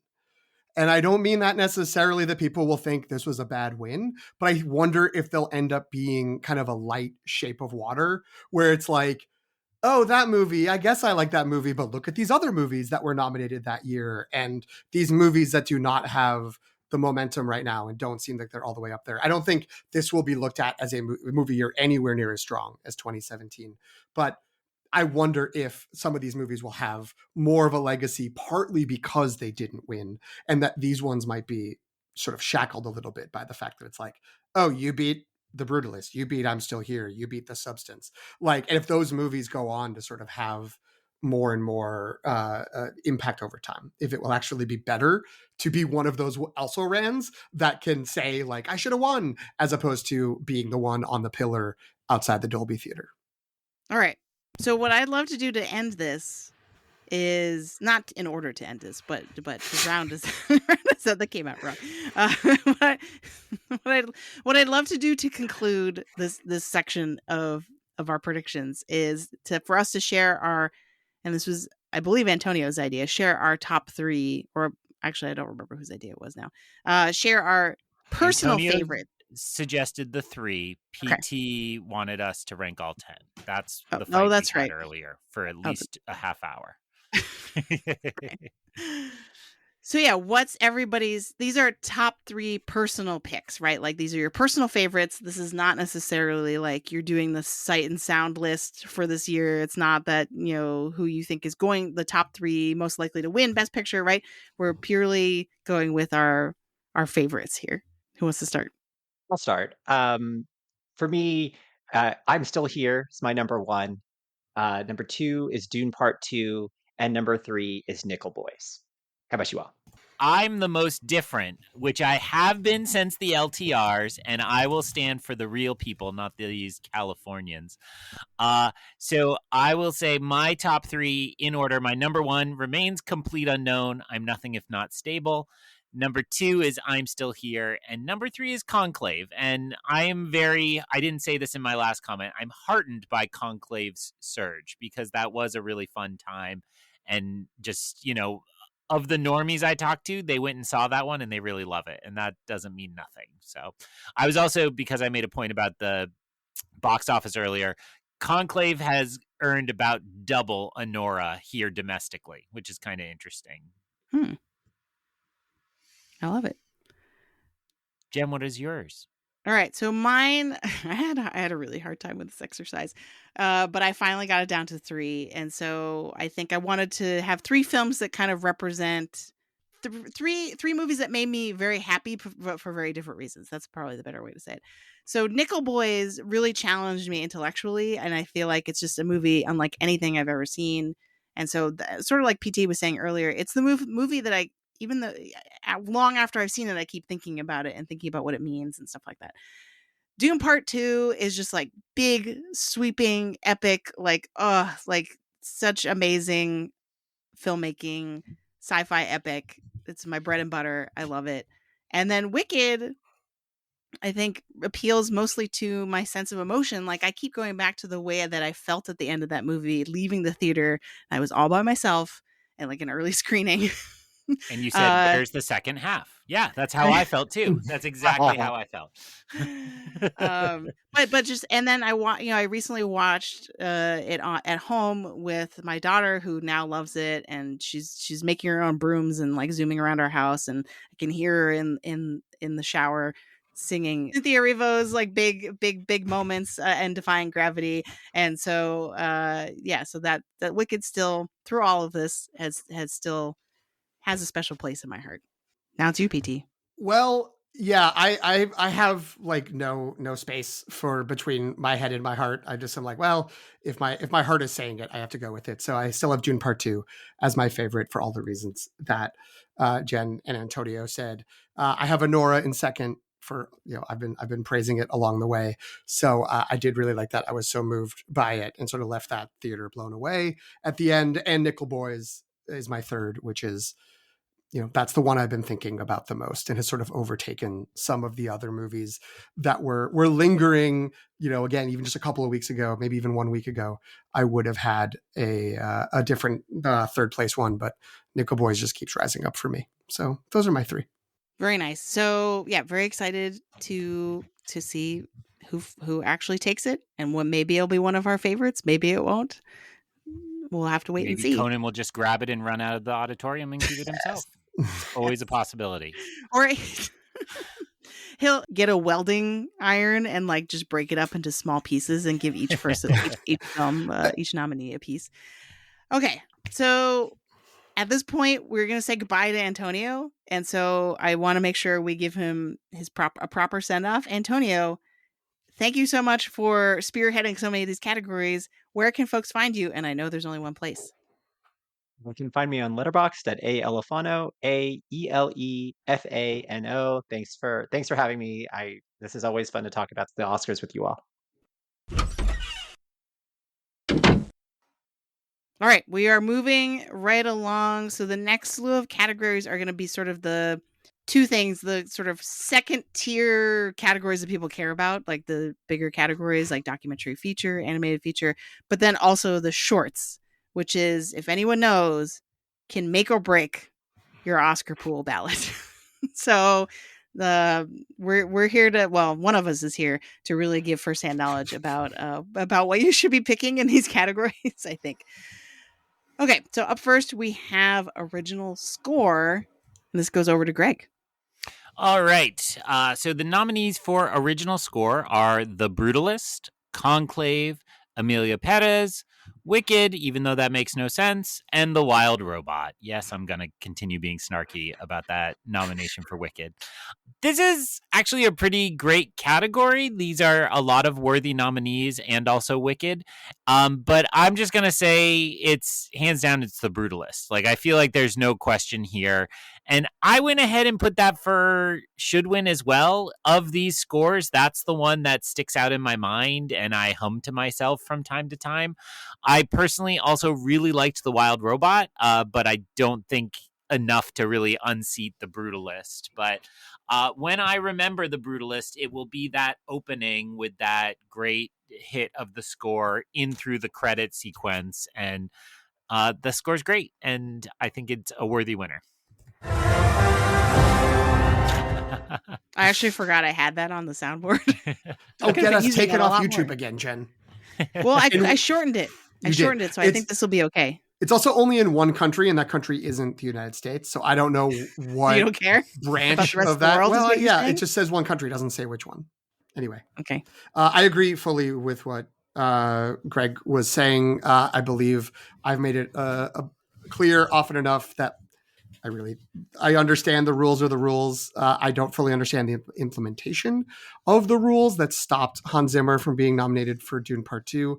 If that were in here, we'd be having a much different conversation, but we're not. And so it's the Brutalist, I do think, is the one that I feel the most connected with. It's the only one of these that I have pulled up to listen to while doing some work to have on in the background, which is not to be negative about the other ones. I actually remember sitting in Conclave and thinking like, this score is great. This is doing well, and similar with the Wild Robot. But yeah, I think it'll be the Brutalist, and I think that I am okay with that. That feels like it's Brutalist is one of the many movies that was a front runner that felt at one point like this is going to win 5 to 7 awards this year. That is now down to probably winning just 2 or maybe 3, and this is one of the ones for the Brutalist.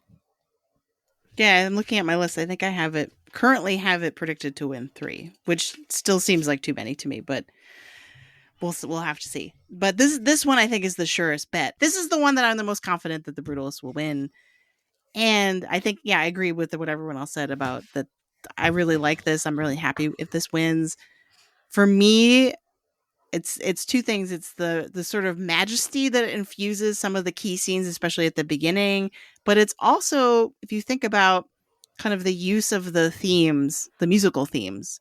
But to me, it's a very kind of like almost classical music move where you're like, you take the same melody and kind of reinvent it and kind of reconfigure it throughout the score. So I'm a fan. All right. Original song goes over to PT. There's nobody else that I would rather give original song to because PT's got the Diane Warren Type 5 like down. I can't believe I've been stuck on the Warren beat. Yep. Well, look, here we go. The short version of original song is that it's going to be El Mal from Emilia Perez. Done. And we can conclude it and move on. You can cut everything else from here forward. But the thing this year with original song is that we have in our best picture race 2 just straight up musicals, as well as we've discussed, a music biopic that had everyone singing live on the set. However, only one of those has new songs that are eligible for this category. If this was a best song performance of the year, this would look very different and be much more competitive, I think, but it's not. It's best original song. So the nominees are El Mal from Emilia Perez, The Journey from the 6888, music and lyrics by Diane Warren, which will be important later, Like a Bird from Sing Sing, Mi Camino, also from Emilia Perez, and Never Too Late from Elton John, Never Too Late. So as I said, I think this is going to be El Mal. El Mal has been winning the precursors along the way. We've talked about this, but there's been all this backlash to Emilia Perez. It's felt possible that even though this is the song from the movie that is going to like hold on and win the award, like it feels like it's possible. Could it even leak all the way down to here that this could be a category that it dropped? But it's been winning the precursors. It won Critics' Choice. It won at the Golden Globes, which maybe predates some of the controversy. But the biggest challengers, so to speak, in the precursors have been Compress Repress from Challengers and Kiss the Sky from Wild Robot, neither of which got nominated for the Academy Award. So if there were a narrative that the backlash would get all the way down to this, and then somehow Emilia Perez only wins the one category for Zoe Saldana, the person who could pick it up is the Susan Lucci of the Oscars herself, Diane Warren, because she has this great, huge hit that everybody knows, remembers, frequently sings along to, and loves, The Journey from the 6888. Just kidding. It's a not good song from a not good movie that no one has watched and no one's listened to. But this is her 16th nomination without a competitive win. So it's possible would the rest of the Academy at some point be like, here, do it. And is the chance to punish Emilia Perez by taking away another win, the opportunity to do it? Could be, but it won't be. It's going to be El Mal, and that's it. In terms of what should win, I would say the song from Sing Sing, which I do not remember and I have no connection with, but I like Sing Sing the most out of all these movies. So I would vote for that. I just want to say 6888 is what the normies in my life have talked to me about the most. That movie is Okay. burning up Netflix. Nobody has mentioned the song because everybody gets suggested that they go watch an episode of Is It Cake instead of, listening to the song.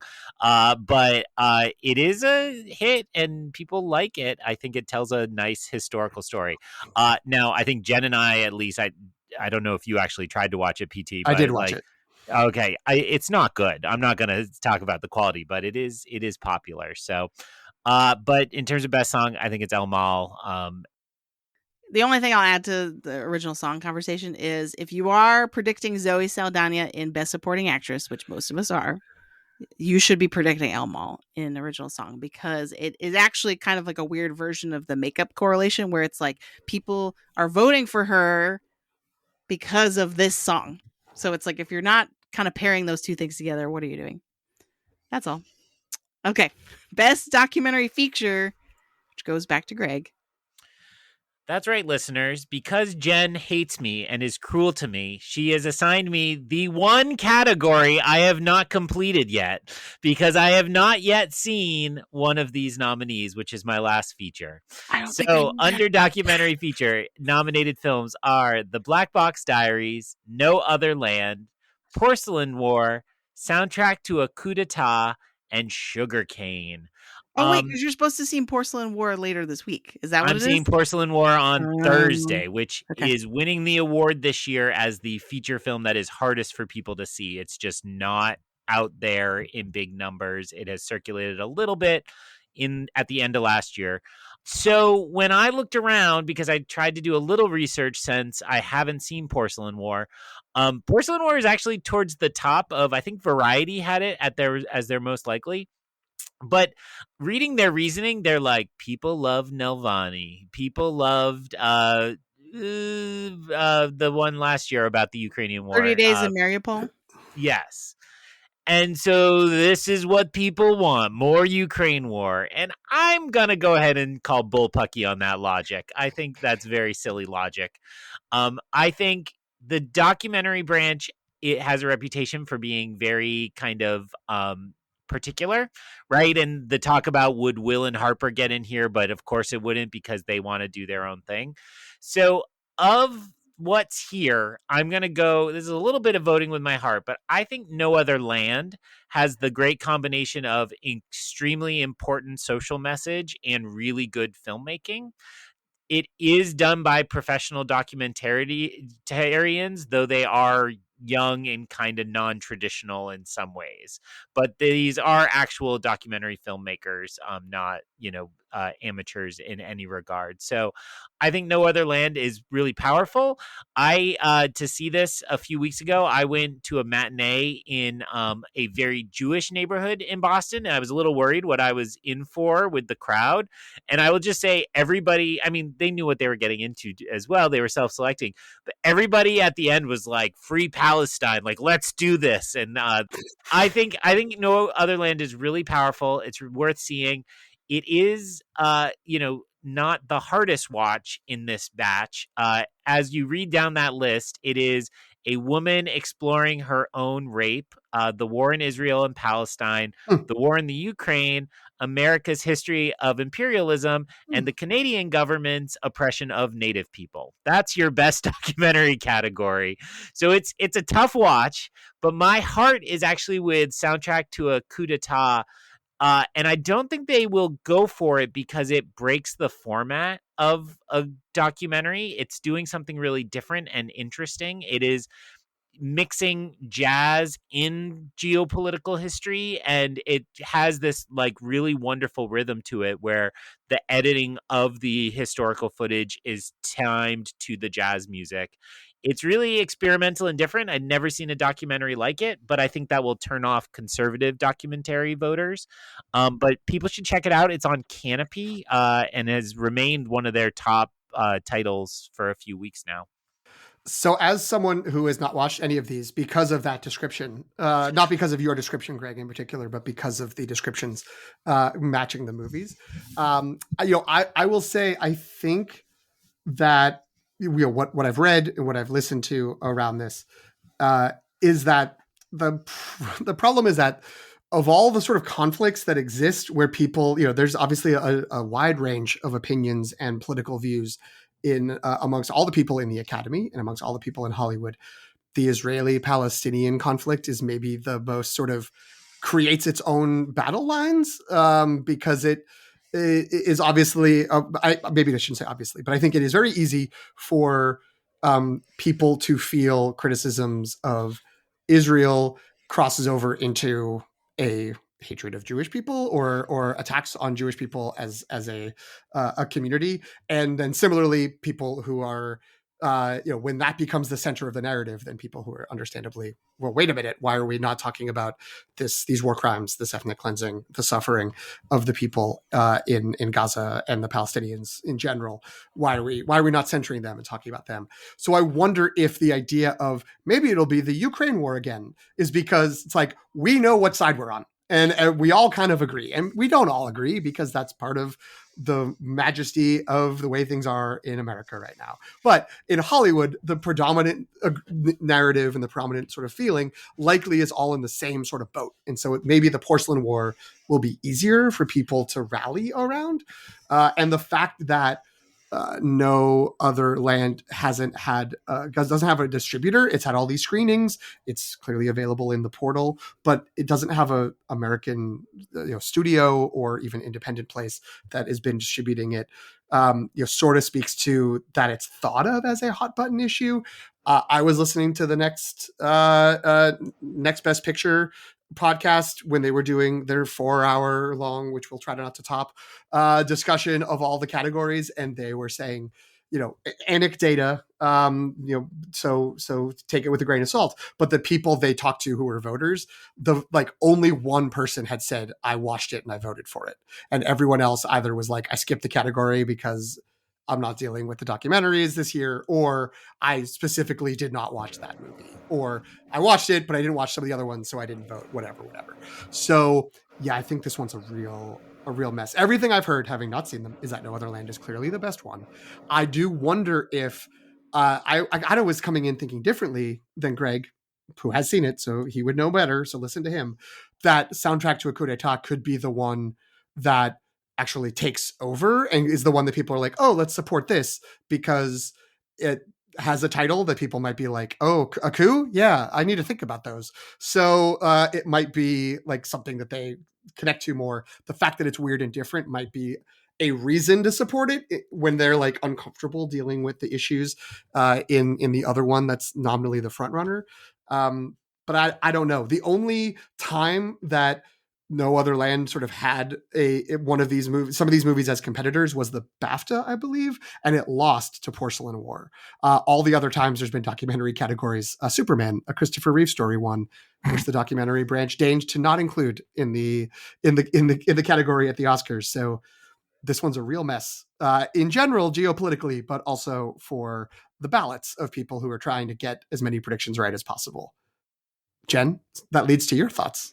Yeah, I mostly agree with what my understanding of the race at this point, though people are pretty stressed out about it, was that people want No Other Land to win, but Porcelain War is more predicted because No Other Land still does not have a distributor. Like, just no one wants to touch this movie because they don't want to be embroiled in sort of the political discourse around it, even though my understanding is that, and Greg can confirm this, that the it's a collaboration between ostensibly a filmmaker from each side, right, of the conflict. So it was made in the spirit of kind of like, let's just tell this story as best we can, as opposed to like being like, I think people are assuming it's going to be have more of a political agenda.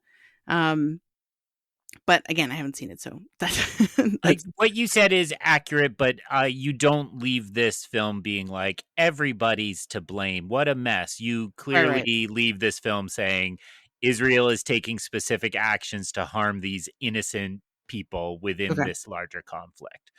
But it is an Israeli and Palestinian filmmaker. They team up. It often becomes a plot point in the documentary. And the Israeli filmmaker gets called out by the Israeli soldiers for being against his own people. And the Palestinian filmmaker gets called out for being friends with an Israelite. So there is a lot of both sidesing there, but the overall film is very much, hey, what if we didn't bulldoze over these nice people's houses? Like, let's start with there for solving this conflict. All right, so up next we have a potentially happier category in animated feature, though not always. An animated feature is not always. Someone didn't see Memoirs of a Snail. Go on. No, And not if Wallace and Gromit wins, and Jen All has right, all to right. react to it. Okay, so the nominees are Flow, Inside Out 2, Memoir of a Snail, which, yes, I have not seen that yet, Wallace and Gromit, Vengeance Most Foul, and The Wild Robot. So this is another really close race. It is basically down to The Wild Robot versus Flow. The Wild Robot has won a few more precursors, and so therefore I'm putting it as my will win. I loved both of these movies, and actually, as we talked about on our review recently, which hopefully comes out before this episode comes out, I'm still not sure about that. I love both these movies, and they actually have very similar themes. But so at the end of the day, my should win goes to Flow, for reasons that you can listen to our review of the film. You can listen to that episode to hear more details about why I would pick that as my should win. But I feel like it's like the less. I think the reason that Wild Robot will win is partially, and it has been winning more, is partially because it's the bigger studio production and it's like tied to more people in the industry, whereas Flow was a like tiny production that was mostly made by the director and like a small crew of people. So using open source software, et cetera, et cetera. You know what I mean? Like it's a much smaller production and kind of like the David to the Goliath of the Wild Robot, relatively. But I'm fine if either one wins. You guys are both parents. Can I ask how well known in your view are the Wild Robot books? Are these like huge, everyone has them, or are they more niche? One tier down from that, I would say. Okay. Right? I would say before the movie, medium, because it was like I had a handful of people I knew had been recommending the books to me and said their kids love them. But those, so it was a small but very loud group of people being like, these are the best books ever, right? But now after the movie, I would say that that's skyrocketed, and I think the people want to read the books because they know there's a movie. And like just anecdotally, our school librarian keeps telling me that everyone keeps the one copy we have of the one first book.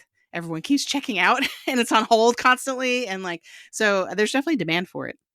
Because I feel like it's not getting held back in any way as like a quote unquote franchise entry or, sort of this IP, churned out. It felt unique. It felt so, interesting and engaging. We did a whole episode on it. So, I think that is, that makes sense that what you are saying, that this is not like, I'm not just blind to it because I don't have children, but that it wasn't like so central to a lot of people. They went in and just sort of looked at it on its own.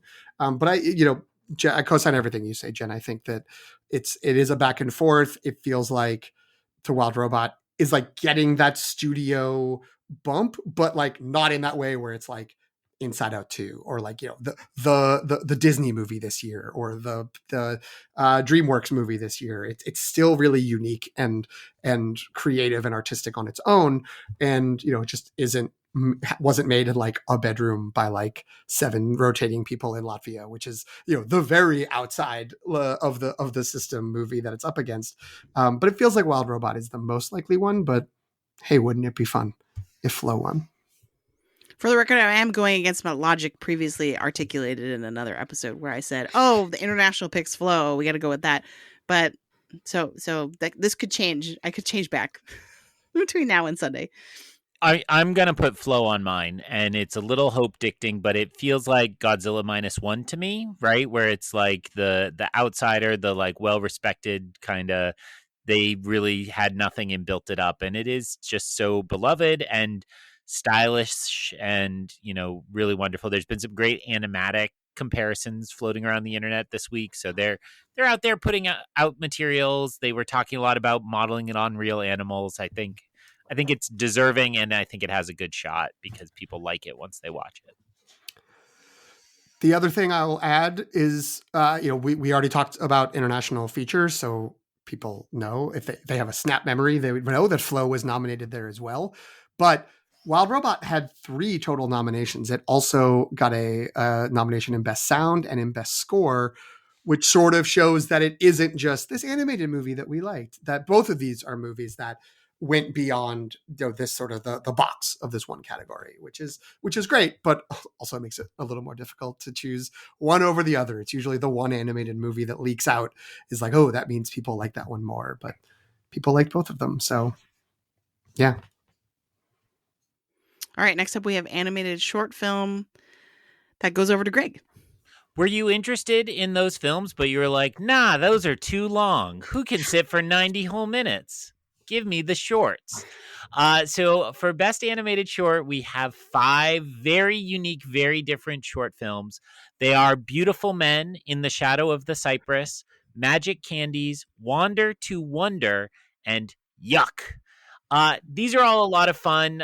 They really do all clock together, I think, at under 90 minutes. So, we're getting late in the game, but if they're playing somewhere near you, very briefly, Beautiful Men is about a group of men competing to see who gets hair implants.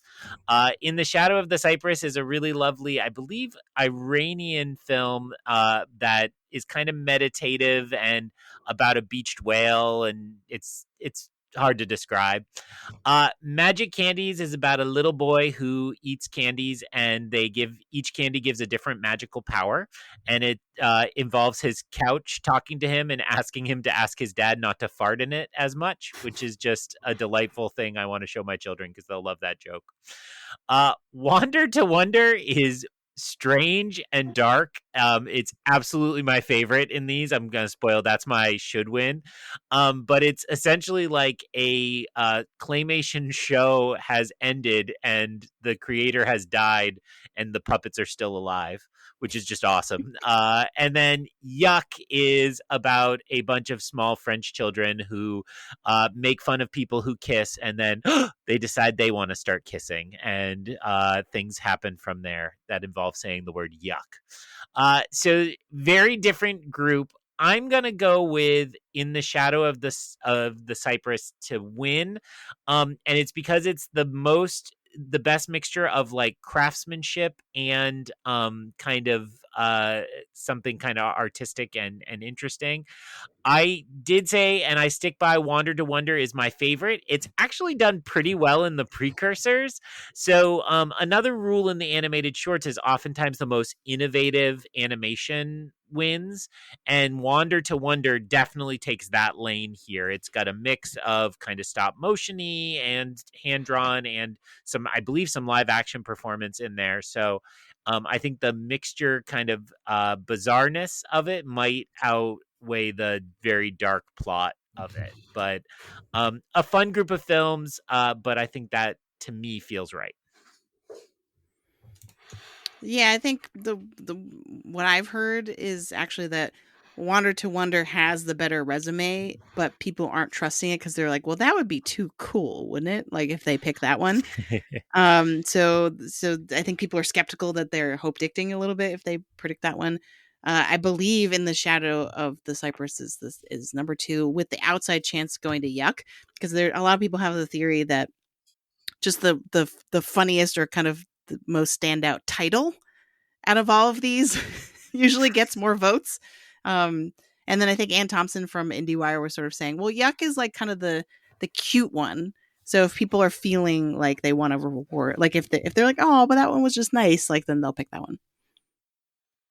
I think you both made such trenchant points that I have absolutely nothing to add because you're both so smart.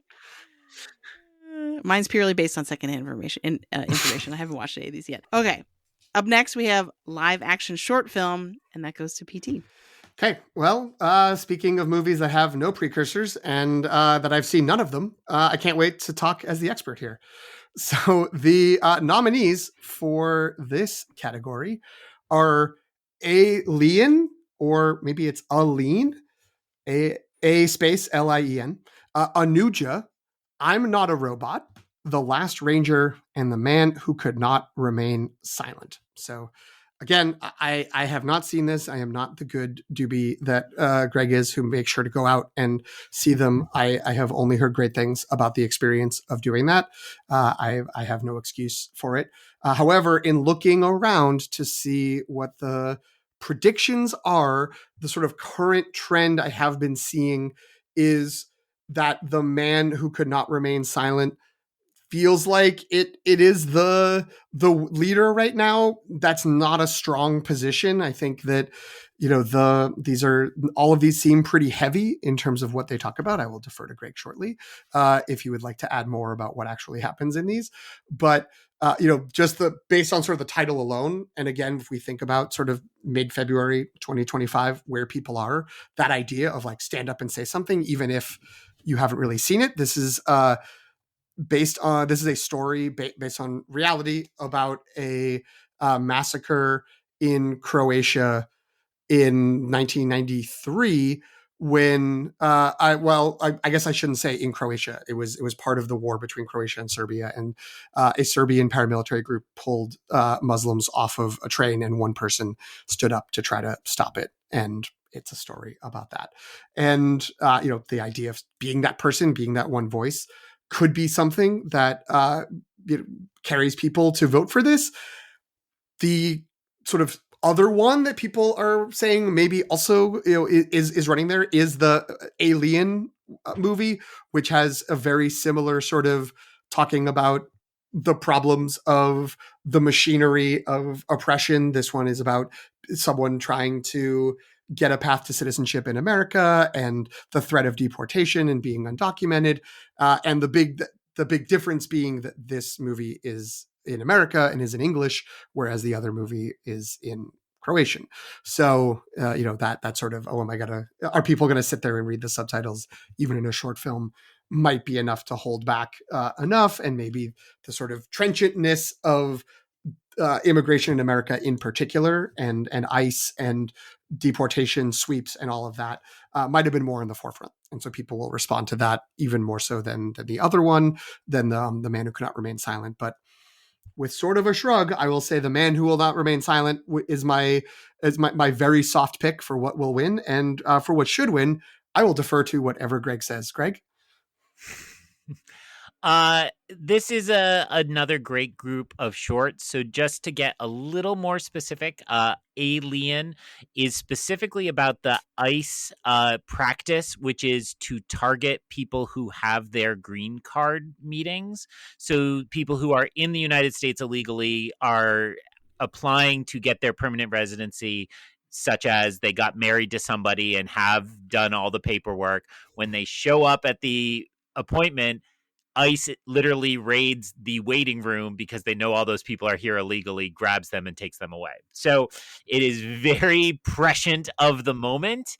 And that's going to be my choice for, I actually think that's where I'm leaning for will win, because I just feel like, again, the 2025 of it all feels very prescient and these issues are on our minds.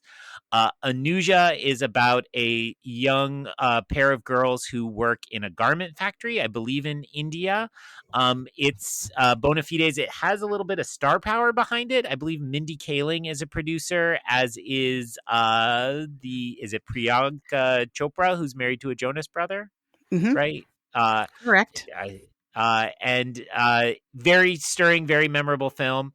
The Last Ranger is about poaching and the dangers that were faced by by rangers during COVID, when the kind of government stepped back and didn't have the tourism around, but the poachers went a little wild. And The Man Who Could Not Remain Silent, absolutely everything PT described is accurate.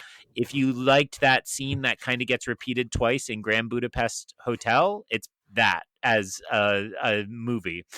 So the one I skipped over there is my favorite, which I'm going to say is should win, but has no chance, which is I'm Not a Robot, which is starts with a woman working in an office who has to update her software, and to do so has to complete a CAPTCHA and fails to do so.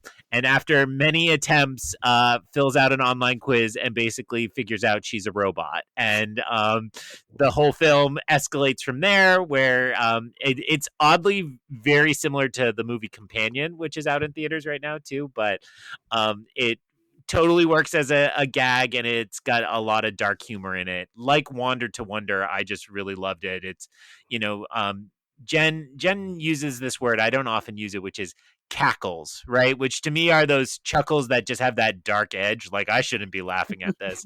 And so I was definitely cackling at both of those two shorts. Nice. Yeah, what I've heard is largely aligned with what both of you have said. People are kind of torn between Aileen and The Man Who Cannot Remain Silent.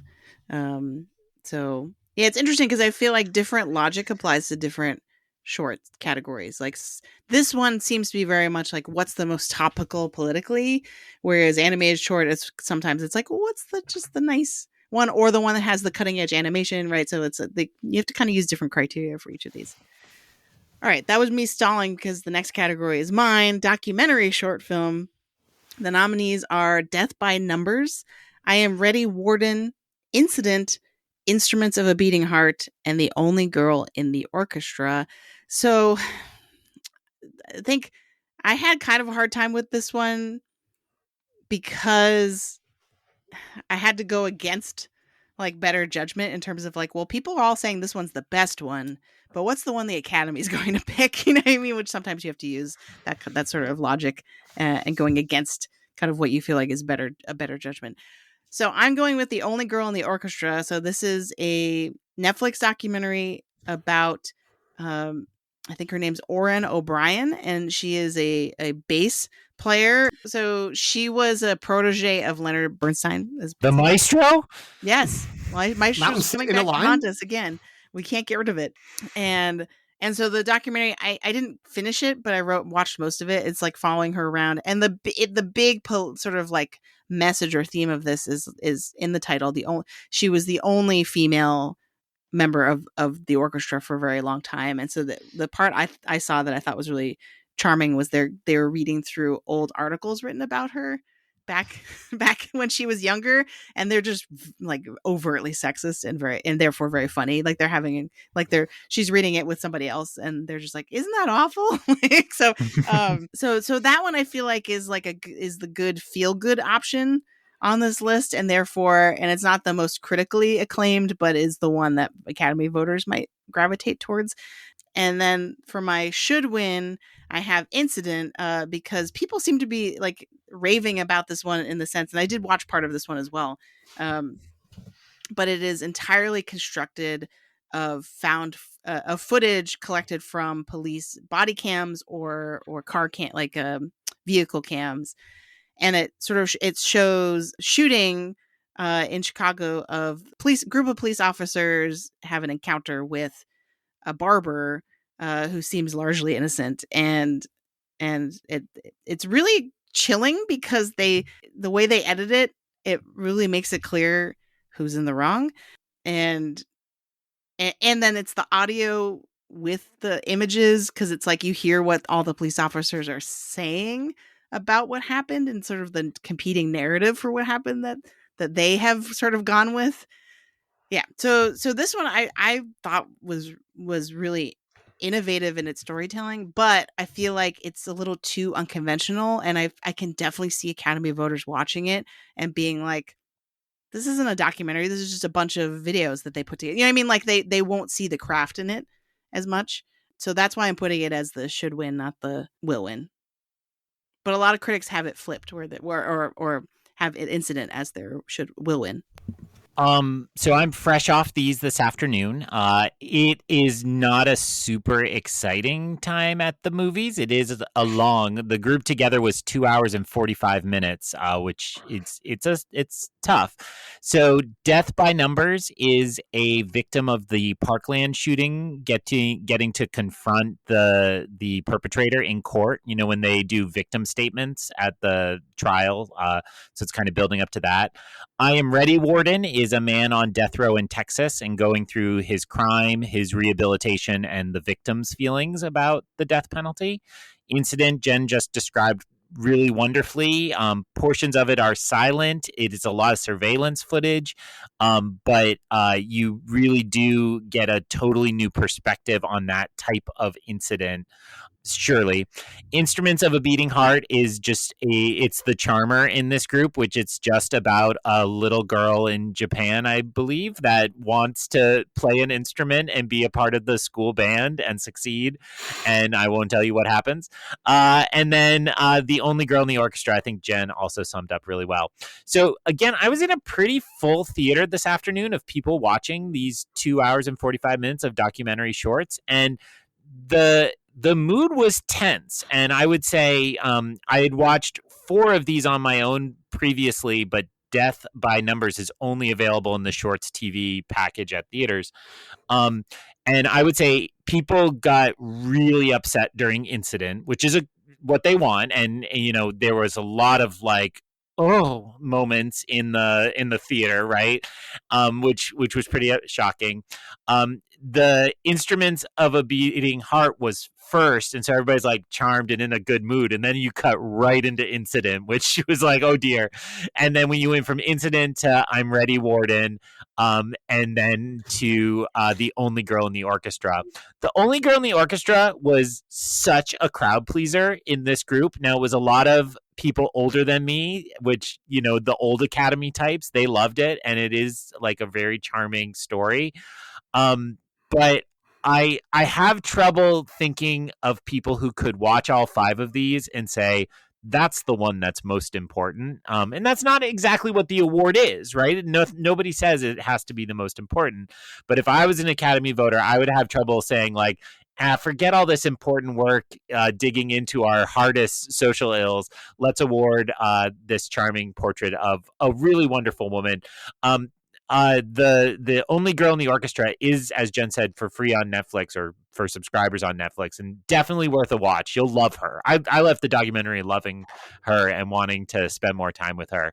But I'm gonna go with Incident will win, and I'm gonna just say, just because I loved it so much, Instruments of a Beating Heart should win, which is exactly what I just said. People shouldn't go with the charming ones; they'll go with the powerful ones. But hey, I get to go with the charming one. So, I mean, you guys did such a great job, and I'm really worried about making sure we keep things short. So I'm not going to add much. I will, however, just say that we did just have an orchestra-based short documentary win last year with The Last Repair Shop. So I think that's one thing people have brought up when there's been like, but The Only Girl in the Orchestra is kind of fun, and it's, Netflix usually gets one of these short movies and short film awards, and that's on Netflix. So could that be it? But is it going to feel redundant on top of what Greg was saying of it maybe looks a little fluffier compared to the other ones if it's seen all as one package? Yeah, maybe you've convinced me to switch. Maybe I'll switch to. Maybe I'll have more faith and switch to Incident. Because if it's not Incident, is there one that is more conventional? Because I haven't seen all of them. Is there one that's more conventional but also important socially? You know what I mean? Yes. The other two. Death by Numbers is like a traditional portrait of this young woman. Her name is Sam. It's told through her journal. So she narrates her from her journal, and then they show the process of, I hadn't even really pieced this together. It's very rare that a mass shooter survives the incident. So Parkland is only one of the very few times one of these incidents has led to a trial. And so her processing her emotions, they talk about she was in a Holocaust literature class that the kid just shoved his gun through the glass in the door and just sprayed them down with bullets. And it's pretty harrowing to hear the details of. And she, it's pretty incredible to watch her confront him and what she chooses to say to him in that moment. I'm Ready Warden has this like, the overall message is Texas does a lot of the death penalty. It's terrible. And yet it's still very compelling to watch both this. It primarily focuses on the man in prison who committed the murder when he was a young man and was free for a long time and then has been on death row since I think 2008 or so. And then it tells the story through him and then the son of the victim who grew up hating this man and wishing for nothing. And then, as things unfold, they don't ever really come into contact with each other, but you realize that they're not that far away despite being on opposite sides of the crime. So yes, that all of those are like straight kind of traditional format documentaries, and they tell you something important about these issues. So it could really be any of them. I think I'm leaning a little bit towards police brutality because, again, of kind of thinking of what's in the news and what's people are upset about right now, and issues around DEI being banned by so many institutions, and a reminder of why such things are necessary. All right. Well, Greg, now that I've depressed everybody, I think I'll take my exit. So it is always a pleasure to talk and predict with the two heaviest hitting predictors I know. Their ballots will be stronger than mine, despite me getting to brag about seeing everything. I'm going to catch Porcelain War, and people can catch my review of that on my letterbox at EyonCanon, EYEONCANON. And then I will be one of the very few who completed the Oscar death race this year, because it was a hard year despite so much of it being easy. Hard to lock in those last few. So I wish you well for the technical categories, and for hour 5 and 6, I hope you both stay hydrated. Thank you and good night. Thanks, Greg. We really need you most at this time. So we appreciate you. The hero we need and we deserve. Yes. All right. So now we're down to 2. Greg has left us with his wisdom about the shorts. And now it's just me and PT talking below the line. All the normies have gone to bed. They're all tucked in. The real freaks, the sickos, are up talking about the tech awards. Let's go. Okay. So you said that you had an opening setup for this. Yeah. So I mean, mostly it's that we haven't gotten, and we don't have a runaway below the lines movie this year.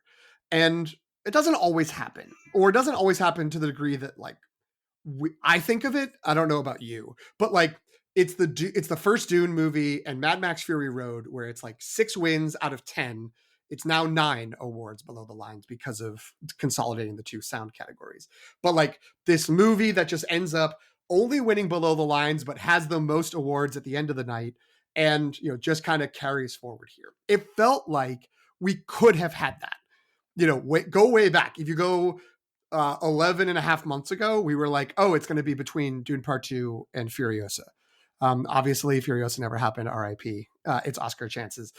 As time went on, it seemed quite possible it could have been Wicked, that Wicked was suddenly like this phenomenon, and like that's going to end up getting 4, 5, 6 below the line awards, plus maybe some others above the line. Then it was looking, oh man, it could be Emilia Perez. It's got 13 nominations. Like this is the Academy loves it. This is going to be great. But all that's happened, and we'll discuss that as much or as little as we need to going forward. I kept hoping that Dune Part 2 would just come back into the picture and folks would be like, oh yeah, that should win like 4 or 5 Academy Awards. But no, like that hasn't happened. And similarly, it hasn't been like the last few years where we had, like last year, we had Oppenheimer winning a bunch of above the line, but still getting 3 below, and Poor Things getting 3. So we sort of had 2 movies that kind of staked their claim. After that, there was All Quiet, or before that, I should say, was All Quiet on the Western Front, which got 3 below the lines, 4 if you're counting international feature, which we are not in terms of breaking up our categories, but generally is sort of in that weird mid zone. And then the Best Picture winner, the most awards of the night, Everything Everywhere All at Once, got one of the big below the line wins in terms of film editing. So we've ended up with this sort of collection of movies that, we talk a lot, we think a lot about how the Academy might spread the wealth, like intentionally. And I don't know if there's intention behind it, but it feels like we have a lot of pairs. I've been mentioning this sort of pair theory earlier. And like, as a preview of the way I'm seeing it, and I think looking at the shared document that we have, like you have if you're not thinking of it this way, that's fine. But I think you have the same. We have similar predictions. Like we're not differing on the predictions. Is there's 3 movies that have a pair of below the line categories they're likely to win in, or they have a chance to win in, I guess I should say. And then that's 6 of the 9 below the lines, and then the other 3 are split across 3 movies that have a paired win above the line. So very interesting spreading the wealth. Again, I don't know. I don't think this is intentional. I just did before we jump back on the recording because I was in the wrong recording room, ladies and gentlemen. But I was thinking I had time. I was doing a breakdown. It's like, I don't think any movie's going to win more than 3 awards this year. I think only a couple are only going to win 1. It's really these sort of movies with 2 wins is going to be dominating, is what it looks like. So should we go jump right to the categories, Jen? That was my spiel. Let's do it. All right. No, that was a great spiel. Good lay of the land. I like it. Okay. Good. Now here in our 3.5, let's get into our first below the line category, which is makeup and hairstyling. The nominees are, and I apologize to all the great craftspeople whose names are on here that I'm not going to deal with, but the movies are A Different Man, Amelia Perez, Nosferatu, The Substance, and Wicked. And I gotta tell you, I am very excited and delighted that one of the sort of locked in, ready to go below the line categories is going to a movie that mere months ago we thought the Academy would never take a second look at. And that is The Substance, which has been cleaning up all the precursors. It won at BAFTA. It won at Critics' Choice. It won the 2 contemporary film prizes, or at least 2 of the contemporary film prizes at the Makeup and Hairstyling Stylists Guild Awards, which includes winning the Special Makeup Effects Award there, which is the clearest precursor to the Oscar, or so I have read. I can't say I've done all the data crunching. So this is just really in line to win this award. Jen, I know you have always clocked this and you've brought it up a lot. The connections between categories, one of the big ones already mentioned earlier, makeup and hairstyling tied to one of the lead acting categories. And obviously this year with Demi Moore as the leader in lead actress, it's there again. This happened last year in Poor Things. It happened with The Whale, happened with The Eyes of Tammy Faye, going back a few years, The Darkest Hour, and Dallas Buyers Club. It doesn't always work out that way. There was Bombshell, there was Vice, and most notably, there was Ma Rainey's Black Bottom, where there was a favorite in the lead acting category. The ceremony was rearranged to end on a particular win that didn't happen because that link did not go through. But I think that that question of, is that going to hold up or not?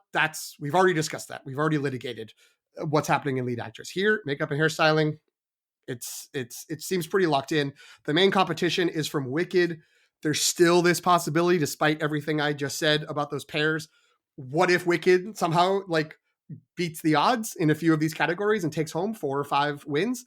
Not likely, but not outside the realm of possibility. It did pick up the other guild awards at that makeup and hairstylist guild ceremony for period and or character makeup and hairstyling. If Wicked does get some momentum, this is a place where it could snatch away a win. If this comes up relatively early in the night and Wicked wins this, be on the lookout. Stuff could be getting crazy in a way that was not really predicted by anybody. Shout out to A Different Man, which got its sole nomination here. In another world, and Greg's not here, but in another world, Sebastian Stan's nominated in lead for this movie, and maybe there's some of that momentum of well, wait a minute, what about that makeup and what about that performance? But as it is in the world we live in, The Substance is just too strong, and given that it's a body horror movie with this delightfully gross mix of Cronenberg, Carpenter, and Kubrick, among others, I'm absolutely delighted that it's going to win this. So that's my will win and my should win. What do you think, Jen? Love it. So yes, there's not much to dispute about what you just said.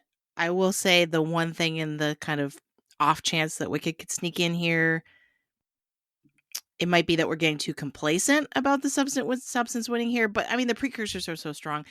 Wicked, I will say, has been doing an excellent job of getting the narrative of the makeup work that they did for Cynthia Review out there.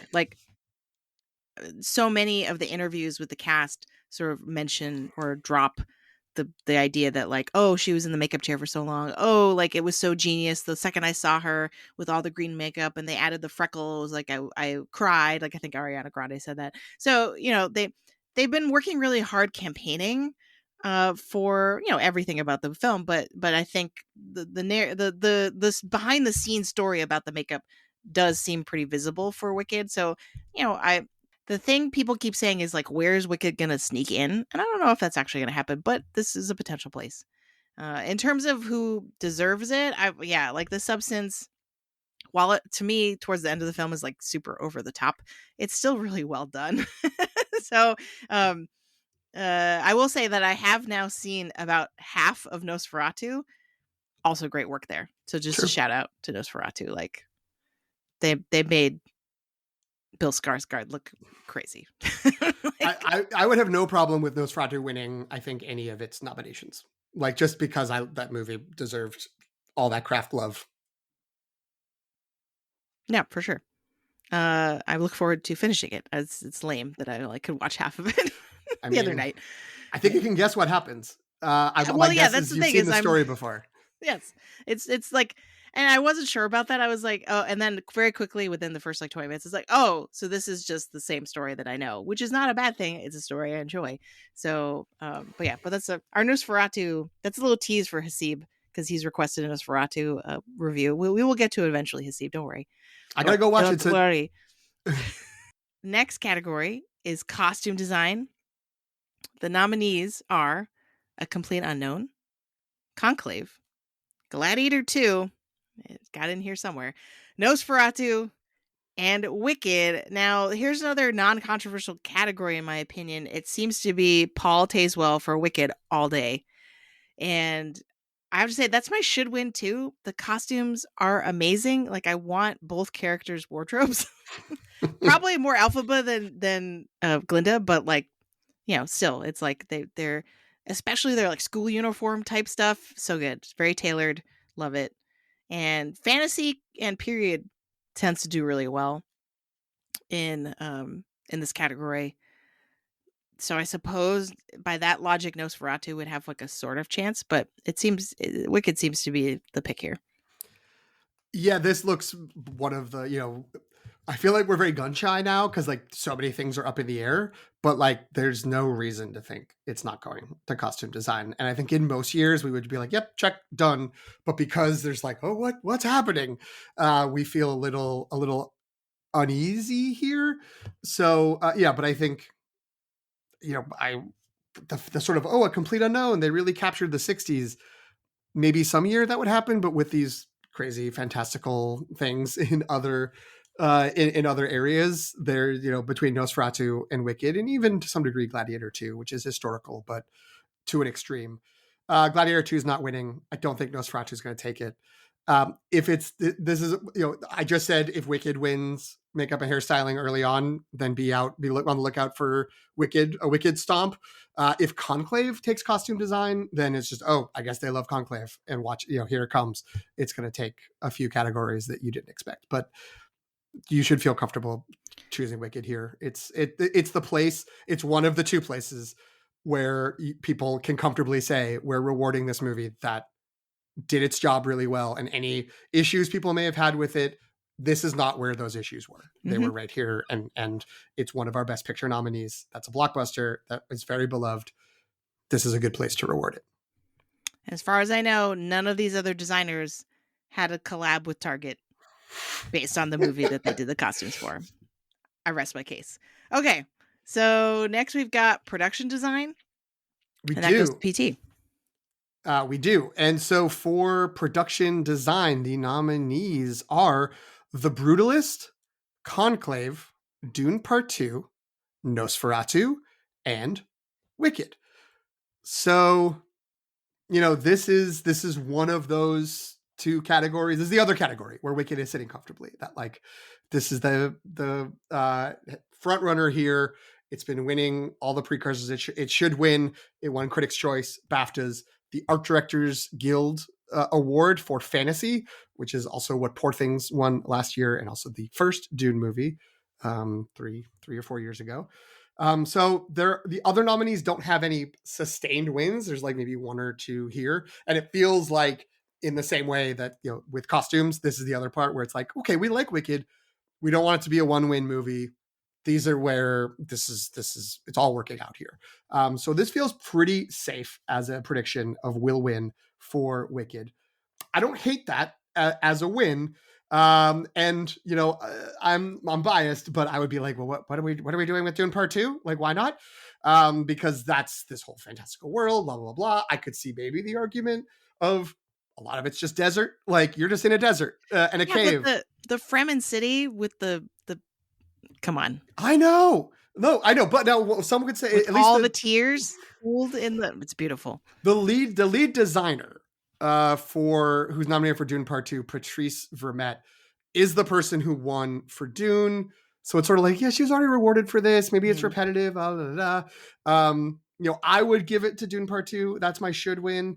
But I will say I do like that if Wicked wins, then the Oscar will go to Nathan Crowley, who this is his 7th nomination. He's nominated for a bunch of earlier Christopher Nolan movies, The Prestige, The Dark Knight, Interstellar, Dunkirk, and Tenet, as well as First Man, all in production design. Always a bridesmaid, never a bride. Will be probably great. regretting that he opted out of Oppenheimer. Well, look, although if he opted out of Oppenheimer to do Wicked, then maybe he won't. Maybe he won't regret that. I don't know. I don't know what the timelines were on this. But yeah, I mean, that would be great. Like that's a great collection of movies for someone to have worked on.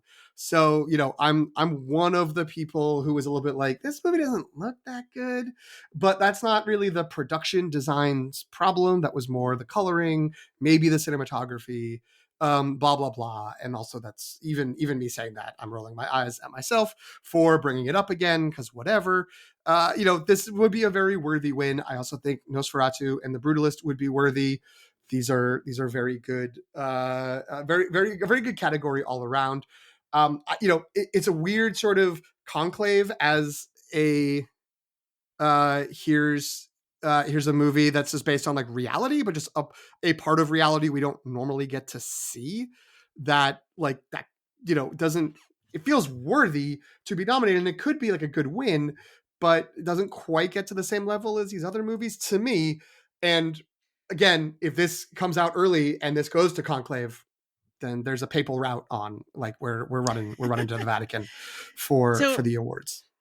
To me, it seems like Conclave sort of missed an opportunity to campaign here, because I feel like I've heard more people say, oh, I had no idea they built the Vatican. I thought they just went there, right? Like, I can't remember who famously admitted that in an interview once, but I feel like that's the kind of narrative, is like just people didn't know that there was production design on this film. They just thought they went and shot on location, which if you stop and think about that for a minute, it sounds pretty silly. But, whereas Wicked, it's the opposite. I feel like I've heard so many times people talking about they planted 1 billion tulips. They were all real. They built everything from scratch. The water in the Shiz University scenes, like all that stuff is real. Nathan Crowley planted a literal barley field for Cynthia Erivo to romp in.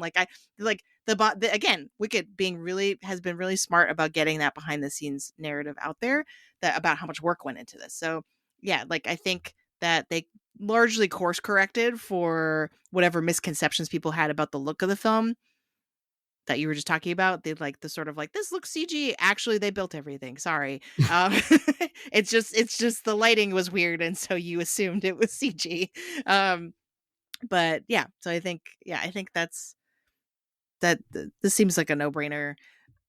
But I agree that like it's too bad that Dune Part 2 is just lost in the shuffle here. I will also say that a fun factoid I heard, I was listening to Mike and Oscar, and they were interviewing Jazz Tenke, who works for Variety. She's like the artisan expert, and apparently I have to go find it. There's some article that she wrote about Nosferatu's production designer, Craig Lathrop, possibly. I actually don't remember how they pronounce it on the episode, but apparently he was like the keeper of 1,000 rats.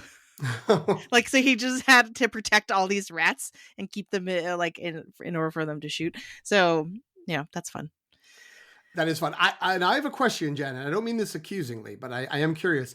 Is Wicked doing a better job of getting its narrative out, or are you just paying more attention to Wicked news because you Oh, love Wicked? So when you see something about Wicked, you're definitely checking it out, whereas you're not necessarily seeing like clocking everything that Conclave or Nosferatu or whatever I'm gonna are go doing. with the third option that maybe my algorithm is working against me in that sense. But Okay. I do follow all of the Best Picture nominees on Instagram for Okay. this very reason, to get all the kind of like marketing materials to see kind of what they're doing. And so I'd like to think that this is an accurate portrayal of these films campaigns for the below the line categories, but I could be wrong. You're right. I hadn't thought about No. that. That I mean, again, that's fair. You know, you're checking the whole field out, and I appreciate that. So, Wicked as will win. You know, good win would be a good win. Dune Part Two maybe as a should win. I wonder if there's just a movie where Dune Part Two will win. Jen, Visual effects. This is the one, at least, it's going to get. We'll talk in a second about a second one potentially, but this is the one that we're most confident in. It won the BAFTA, and then everyone was like, "Ah, okay, calm down. Like, it's like, this is happening. We're okay. We got at least one." So yeah, I think again, this is like, doesn't seem particularly contentious. I think Dune. I didn't add up. I didn't check how many precursors Dune Part Two won. Like if it won well, they didn't have, the visual effects societies didn't have like a bake off like they normally do because of the fires. So it's interesting to think of how that might have. Maybe that's why Dune Part Two is holding strong, because it was more about, less about the campaigning efforts and more about the actual work itself, and not the presentation of the work. But I don't know. Yeah, I think. What do you think? And well deserved. I think. If you think about some of the visuals in that film, they're incredible. I mean, yeah, yes, I would be curious, Jen. Who are the nominees? Oh, did I skip that? I did. Yeah, Um, the nominees are Alien Romulus, Better Man, Dune Part Two. So you set up such a good segue that I forgot that I I had to do know. this. I Dune, realized that later. That was a problem. it's okay. Dune Part Two, Kingdom of the Planet of the Apes, and Wicked. So yes, I think it's Dune Part Two. Not much to say. Yeah, and you know, I don't like that we've sort of ended up in this place now that we've now for the last however many years that we've had 10 best picture nominations, 10 best picture nominees, I should say, that we've ended up with like, well, if you are nominated for best picture, then that gives you such a huge advantage below the lines because people prioritize watching those first if they haven't already seen it, and so that trickles down. Like I like that when there are movies that win that are just like, no, like Alien Romulus not going to be nominated anywhere else but like here, or you know, a Planet of the Apes movie, which those keep getting nominated but then not winning.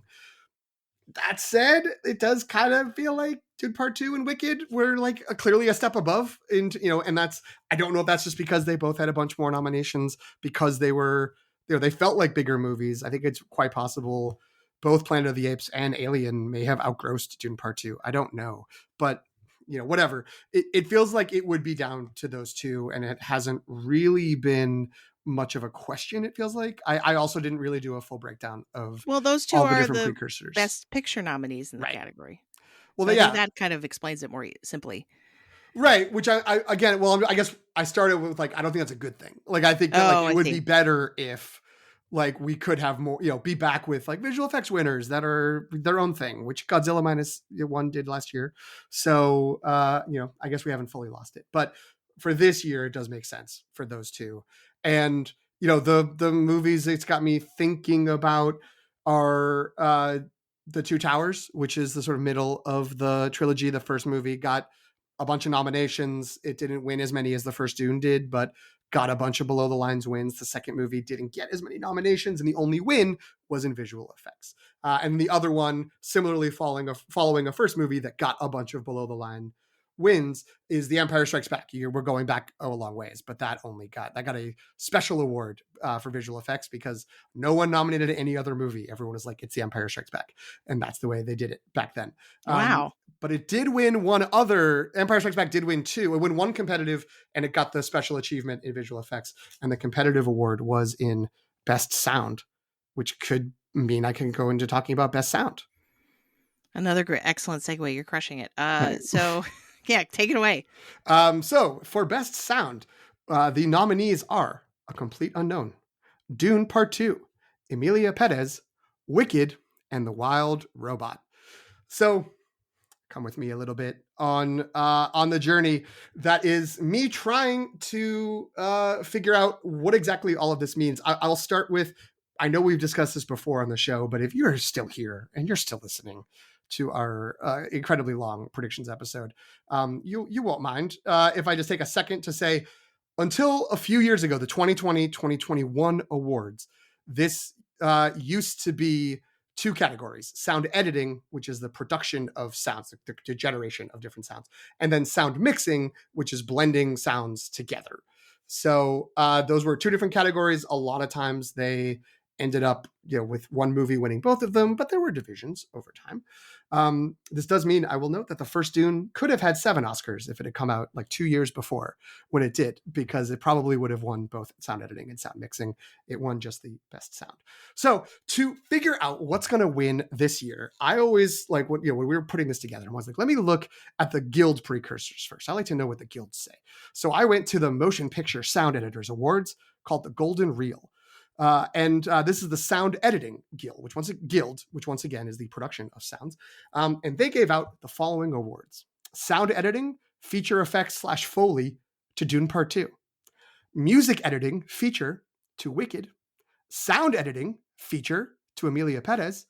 And Sound Editing, Feature Animation to The Wild Robot. So 4 of the 5 movies that were nominated got 1 award from the Golden Reels. I was like, well, okay, but at least we know A Complete Unknown was the only nominee that didn't get an award. So I looked over to the Sound Mixing Awards from the Cinema Audio Society. Best Motion Picture Sound Mixing Live Action, A Complete Unknown. So cool. Very great. Now, The Wild Robot did win Motion Picture Animated there, but it's the only animated movie that's nominated here. So, I mean, there's some momentum, but not really. The difference maker is that Dune Part 2 won the BAFTA. The BAFTA has been a 1-to-1. It's only been 4 years since the sound categories merged, but every year the winner at BAFTA has won at the Academy. A trend, not a rule, but a trend worth paying attention to. Dune Part 2 also won something called the Association of Motion Picture Sound Award, which I don't know what that is, but apparently exists. And it won that. And the Golden Reel category that it won, which is feature effects / Foley, that's the one that's been the most predictive of a sound win at the Oscars post-merger. So Dune Part 2 is in a really strong position. But the weird thing is people have just been like, well, Wicked might win here. And like, there's not really a lot to it, except for the fact that people kind of think Wicked should win more than 2 Oscars. So this feels like a space where Wicked could win, but it's won just as many precursor awards as the other 3 nominees who are not Dune Part 2. So it does feel like Dune Part 2 is in the best position here. And that pair theory is like, okay, I guess that means that Wicked ends up with costume and production design. Dune Part 2 ends up with visual effects and sound, the same pair as The Empire Strikes Back, as the second in a trilogy of big sci-fi movies. And it's like, okay, I guess that's where we're going to end up here. Is that because the sound in this movie of Dune Part 2 is absolutely incredible? I mean, it is, and it's so crucial to a lot of the scenes to be able to hear like what's happening, calling the sandworms, hearing stuff moving around, all the weird futuristic stuff. Maybe. Is it because the music-based movies will all cancel each other out? We have Emilia Perez, Wicked, and A Complete Unknown. They're all going to cancel out the animated movie. People don't respect animated movies enough. Maybe the people who think, should I vote for it in sound? I'll just vote for it in animated feature, and that's okay. And then we end up with the big sci-fi epic winning. That seems the most likely. I also feel like I'm hope dicting here because I love Dune Part 2. It's the one I want to win. It's the one I would put under should win. But I was crunching the numbers. I was really trying to talk myself out of choosing it and choosing Wicked instead, or even A Complete Unknown once I saw it win that other award. But there's just no other precursors, and the ones that are the most correlating to the Oscars, it's gone to Dune. So I'm going Dune. That's a really compelling argument. I have also heard a lot of people say, well, this could be, what if it's Wicked?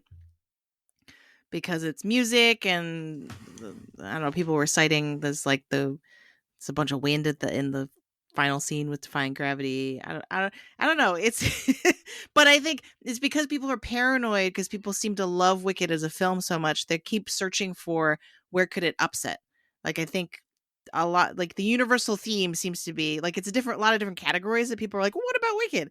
For kind of no reason. But I do think that the overall theme that connects all those moments that people have in their predictions is the idea that like, well, people love this movie, so where is it going to kind of like overtake the more rational choice? So I want to get your thoughts on there's an old stat that there's a higher correlation between sound and editing. And this is a stat that has plagued me for many years in my Oscar predictions. Your Top Gun Maverick Yeah, hand-wringing over this. Yeah. But I feel like I've arrived at a point where the stat seems to not be as strong post the consolidation of the two sound categories. And that part of that might be just math. Like it's like there are fewer, since we're down to one instead of two sound categories, there's just fewer opportunities for there to be a correlation or overlap between that and editing. But like, what are your thoughts on this? Should I just totally forget about this stat altogether? Like, I don't think you should forget about it, but I mean, the nominations this year just straight up don't really support that correlation. That's true. Just because the nominees are so different in the two categories. Yeah, the only overlap between the two are Amelia Perez and Wicked, which, you know, again, those musicals and those were the movies that had the two most, two of the three movies with the most nominations. So that does sort of make sense. I do see it. I'm looking. The last time the stat held up was when Dune won both those categories. Right. And that was like not just, oh, there's a correlation between these two categories. That was this movie won 6. Like that was the behemoth. It was was winning a ton of things. But yeah, I mean, it's since the merger, it's Sound of Metal won both. I also think that Sound of Metal was a surprise for some people that it won. I feel like editing was the one where that one was a surprise. So I think that made it feel even stronger, even post merger. But then, yeah, it's been Top Gun Maverick in sound, and then Everything Everywhere All at Once in editing, and then The Zone of Interest in sound with Oppenheimer in editing. And both Everything Everywhere and Oppenheimer were, oh no, I take that back. Oppenheimer was also in sound, but Everything Everywhere was not nominated in sound. Yeah, it kind of feels like editing is getting like, it's more like editing and cinematography are like baby above the line instead of below the line. And it's more linked with editing is going to get you into director. Editing is going to get you picture. Right, because the past two have been Oppenheimer, Everything Everywhere All at Once, which arguably those were strong Best Picture frontrunners / winners or event turned winners. So maybe it's just a whole different situation when you have that. And I wonder if it's a degree where because we had sound mixing and sound editing as their own categories and sound, editing, this is confusing because of the words, but sound editing, the production of sounds, cool. You made sounds, you gathered sounds. Got it. Generation of material. But then sound mixing feels like it's a lot closer to film editing in terms of like you took the things that you had and brought them together. So in that sense, I could see that sound mixing and film editing correlate. And I would be curious if that correlation came from that category as opposed to both of the categories. Which I'm not going to go through right now and try to figure out if that's true. But like, I see that more. And I wonder if because they're merged, sound is getting to sort of be its own thing a little bit more. And I think both Top Gun Maverick and The Zone of Interest, for obviously very different movies and very different reasons, were great choices to win as like, yeah, the sound's really important here. And it's not going to necessarily be a movie we're going to reward in a lot of other places, which makes it feel like more of a space for a Dune Part 2 where it's like the sound is really important here. Right. I mean, again, it's, and there really isn't a Zone of Interest equivalent where it's like the sound is the movie kind of. You mean like it's so crucial to just the premise of the movie, right? Mm-hmm. Same with Sound of Metal, where it's like about, it's in the title, Sound of Metal. Right. So yeah, I hear you. I wouldn't say it's something to ignore, But I think that the trend for the last couple of years has been to move away from it. So I wouldn't say get rid of it, but I'm not. I mean, whatever. I also would argue we'll get there, but I would say, why isn't Dune Part 2? Why aren't you in editing? But that's because I'm a stand for it. So but I don't think. I'll put it this way. I don't think either Dune Part 2 or Wicked are going to win editing. Obviously Dune Part 2 is not nominated. I don't think Wicked is. If it is, I don't think it's going to win. It is, but it's not going to win. Spoiler for when we get there. So so here's where I was at before you started making sense. Finally, after all this time. So I actually was right before we started recording today. I had a complete unknown. Now that you point out that every nominee has won something, I'm less because it's just the most recent one was the one that a complete unknown one, the Cinema Audio Society. So I was like, oh, maybe. And I kind of kept thinking back to Bohemian Rhapsody, where I was like, this is where people channeled, though Rami Malek won for actor too. So I guess people just really love that movie more than seemingly a complete unknown, which makes no sense. But that's kind of where I was at. Was like, oh, the music and editing, though that is the least common type of movie that sort of wins this category. But again, all conventional wisdom is kind of out in terms of like, there isn't an easy things go boom, things go vroom pick, which is usually what gets you to correct prediction in this category, right? Like, those sandworms go boom, Jen. I don't know what to tell you. That's true. I guess that's what it is. Yeah, I'm overthinking it. You're right. I'm going to switch back to Dune Part 2. Forget it. What I will say is Bohemian Rhapsody is a good comp in terms of thinking about like, could a complete unknown win a sound and then also lead actor, but it's not nominated in editing. And Bohemian Rhapsody was a particular unique case for editing because of the problems with the director. So, the editor getting a reward for being able to make anything out of what he got is why he won, is why they won that. So yeah, not a bad idea, but I also, without this category, because I have Adrian Brody, an actor, I don't have complete unknown getting anything, which doesn't feel right. It doesn't. I mean, that's to spoil slightly my pairs, and how it all sort of shakes out is I have three movies, animated feature, international feature, maybe keeping them out as separate because it's mostly their own pools. I only have one movie with one win, and that's A Real Pain. And then I have Nosferatu and Conclave in terms of big nominees who have nothing. And that's tough, especially for a complete unknown. I have Nickel Boys with nothing. And Nickel Boys, yes. Sorry. Yeah. I was thinking 3 or more nominations. When I was thinking many nominations. Yeah, I shouldn't say multiple. I should have said several.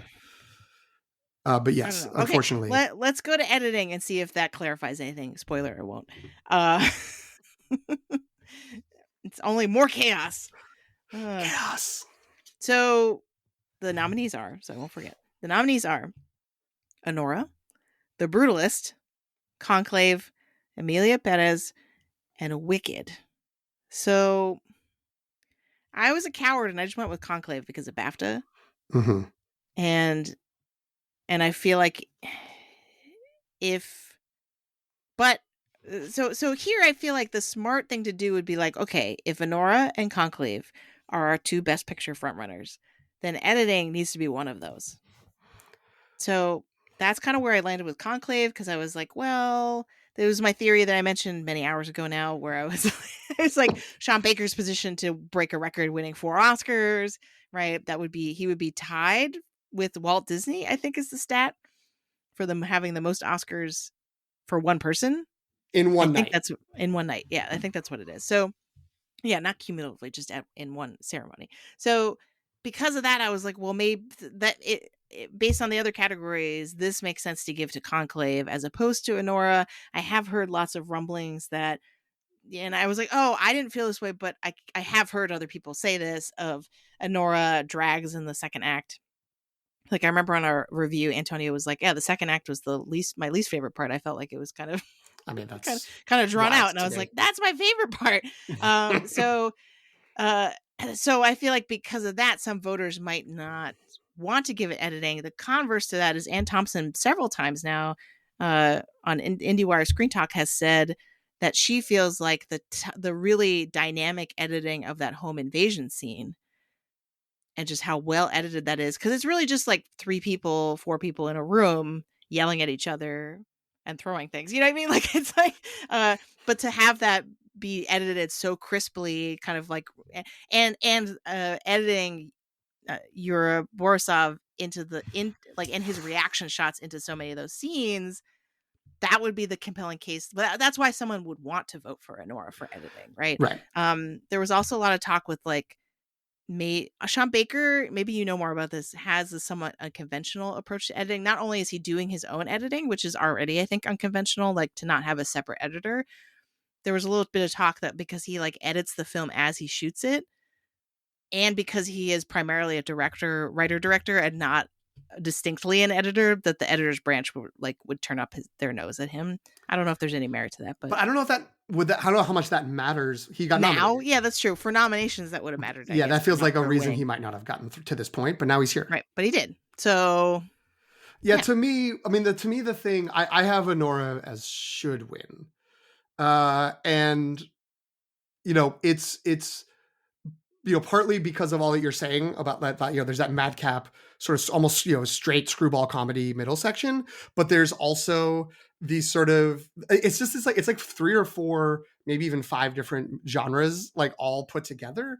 And to me, and again, like I'm very pro this movie, so I'm maybe like someone more critical of it would step forward and say something differently. But like to me, it felt like so smooth and like, yeah, of course, we're all in the same movie, we're in the same story. I don't feel like we've stopped and jumped to something else. And I think the editing helps support that. So I do see that. But so a couple things. Whereas First, Conclave, which I didn't mention really yet, the arguments for that. A lot of people, especially voters outside of the editing guild, think of good editing as concise editing, right? Or like making a film more concise through the editing. It never felt long. That's the thing in Conclave's favor, is that it feels like it keeps moving and it's very tightly edited. And so that is, I think, when we broaden it out, the voting body past actual editors, that might be the one that overtakes. Yeah. So the balance I kind of am wrestling with, which I think we always get here. This is our 3rd year now recording our predictions. And it's always like, are people looking at their ballot as one whole and they're looking at individual pieces and looking at it as a holistic, cohesive, you know, contribution to the history of movies via this year? Or are they just going category by category, being like, I like this the best in this category right now in my mind. I'm not thinking about the rest of the categories. Because, you know, on the one hand, if you are thinking holistically, and all indications are that there's a lot of love for Conclave and a lot of love for Honora, if you're not giving Best Picture to Conclave and not or you don't have Conclave as one of your top like 1 or 2 movies, where are you going to reward Conclave? We already said very likely adapted screenplay. Where else are you going to do it? Like, this is the place. And so this is the pair, is adapted screenplay and editing. But then if you have screenplay and editing, doesn't that mean that you get Best Picture? Like, you know what I mean? Like, I mean, maybe, but then what if you have screenplay and director, which is the Sean Baker Sure, which path. Is what Nora. Yeah. You're right. You know, so but this is also going to be a weird year where I don't think the Best Picture winner is going to have more than 3 awards. Maybe 4 if it suddenly swings to The Brutalist and it's Brady Corbet and The Brutalist.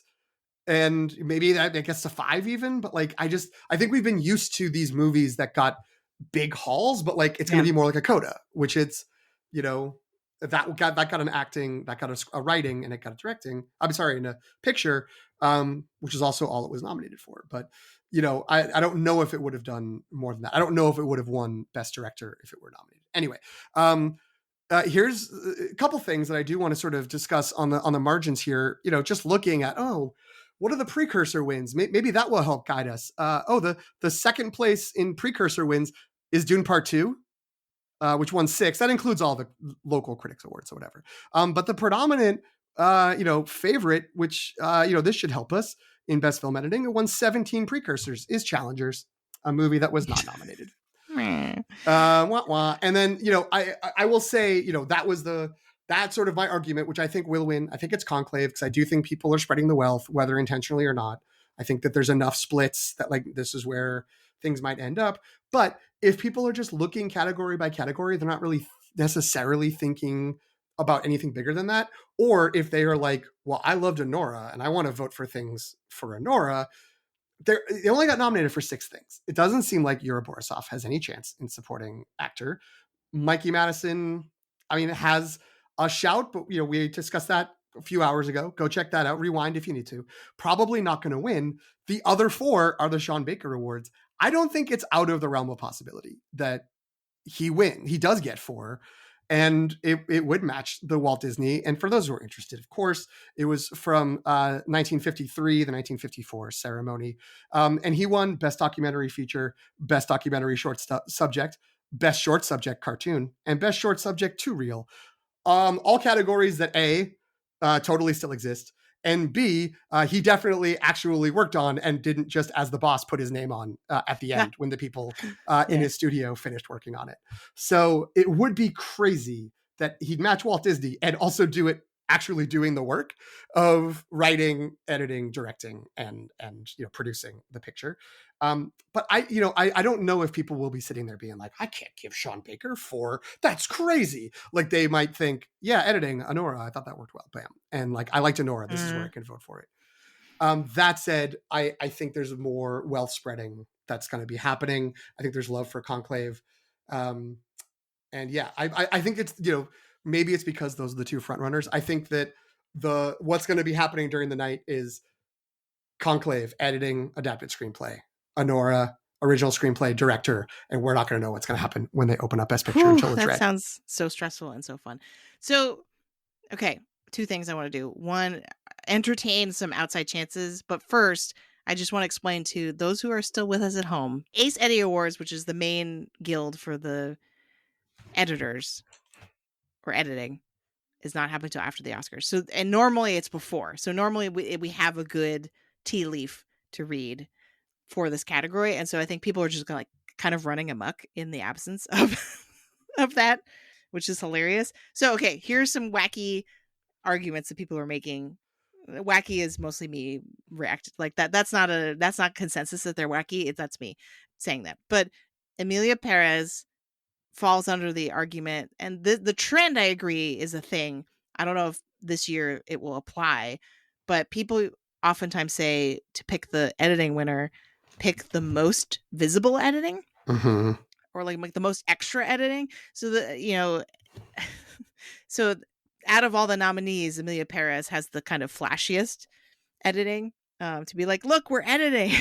so that's the argument for that one. I don't really think there's going to be plenty of other categories people will be still rewarding this film. So I don't really think that's a real thing. And then the other one is Wicked, because they're like, oh, like in order to, I think part of it is like what makes the approach to filming the musical and adapting the musical to the screen.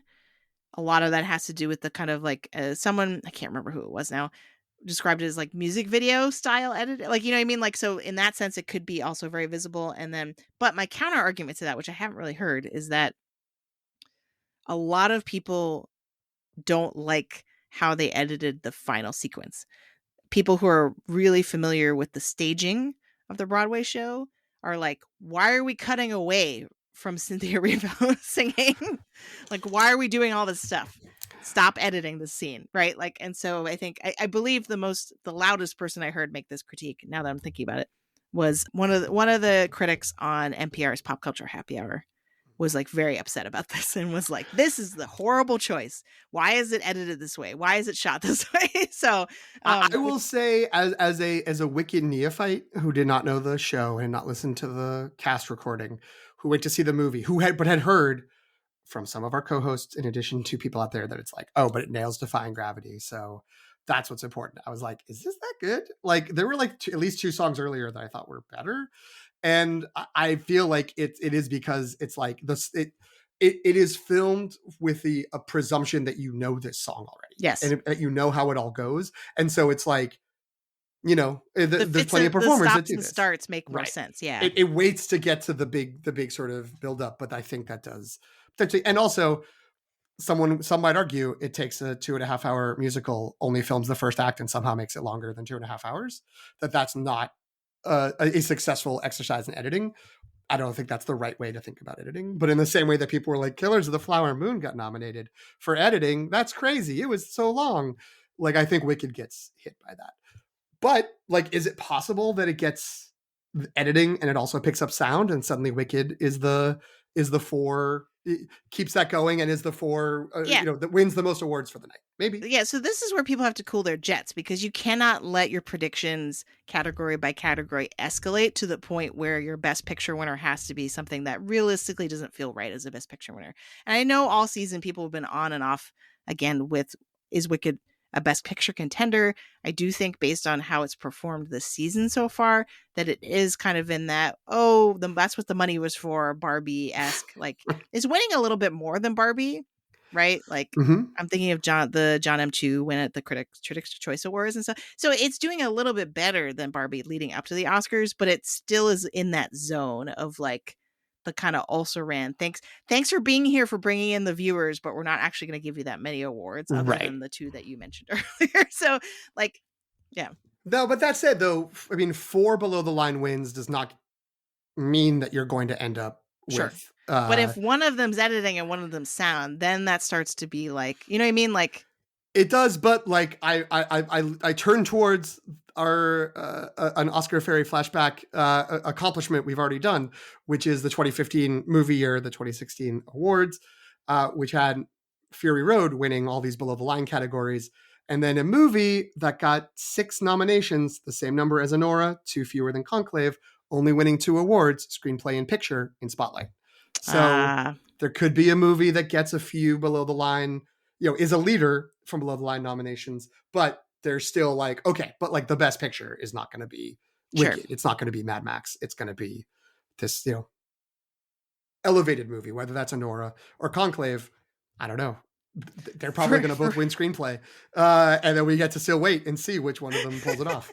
For what it's worth, the one that I would choose as my should win is actually the one that has the least likely chance of winning, and that's The Brutalist, that you mentioned earlier as being too long and people aren't going to vote for it. I mean, it's miraculous that it made it in here as a nomination. I think for the reason of like, long movies aren't well edited, like that attitude I thought was going to keep it out of this category altogether.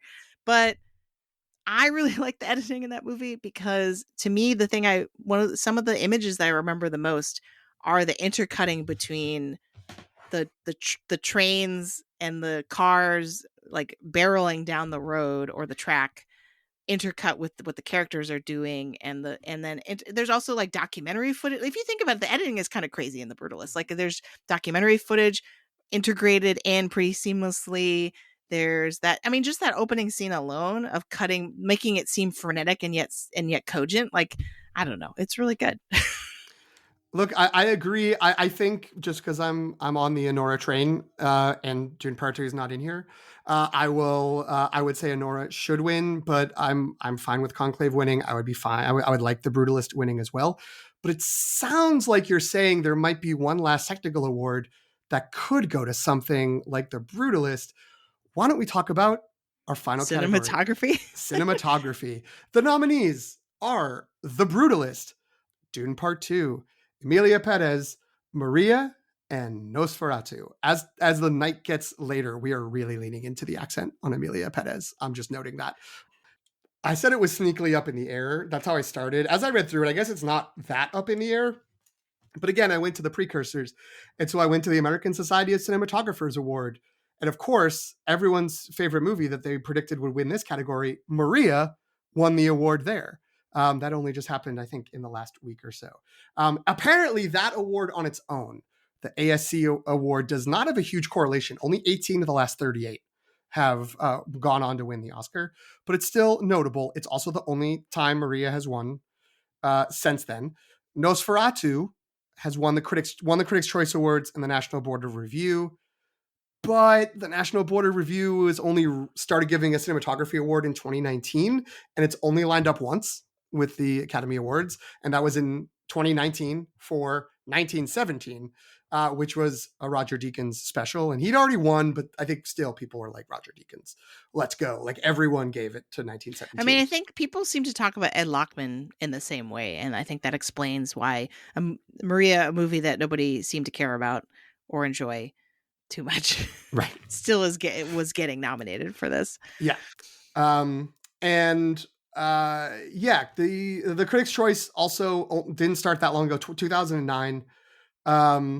It's only twice since 2019 has it lined up, also 1917, and then last year in Oppenheimer, kind of a steamroll of a year. So it's not the great predictor. So the better predictors that I was hearing people talk about is a combination of that American Society of Cinematographers Award, which again, Maria won, the British Society of Cinematographers Award, and the BAFTA, not each of them individually, but as a trio. If a movie wins more than one of those, it almost always goes on to win the Oscar. And at least for the BAFTA, since 2012, there's only been one time the BAFTA winner didn't go on to win the Oscar.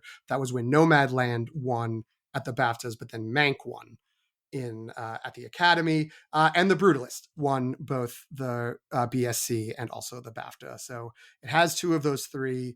It has that BAFTA win, and also just has that, like, of all the things, like, especially as maybe things have faded a little bit in terms of thinking about it as this directorial achievement for all the potential reasons that we discussed earlier, why Brady Corbet may not be the person that everyone wants to reward and is going to be at the center of it. The movie looks great. And that, like, even if there is some sort of pushback because of the AI controversy around the, like, they did it so cheap, but like, it still is the VistaVision film, this old school throwback, and all these, all the sort of epic nature of it. All that's on the screen, all that cinematography. Not to mention the fact that the cinematographer, Lal Crawley, I believe has never been nominated, let alone never won. Oh. So, this would be kind of, here's a chance to give this person a fresh win. Where's my awards and nominations? Has been nominated for some Independent Spirit Awards in the past, but this is his first Academy Award and some other things, but first Academy Award nomination. Whereas Nosferatu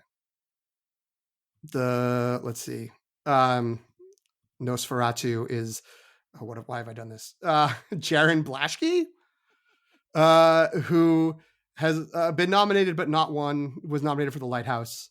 And then Edward Lockman, has been nominated 4 times now and also not won. So a lot of not winning, except for Greig Fraser, who won for the first Dune, who's nominated now for Dune Part 2. And of course, I want to sit here and be like, rah, rah, Dune Part 2.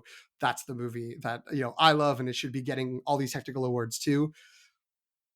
I would love a tie between Dune Part 2 for the should win. Would love a tie for Dune Part 2 and The Brutalist, but The Brutalist looks like it is in the best position to win cinematography. I'm also comfortable saying it should win. This is a great place to reward it. It also sets up in terms of the pairs.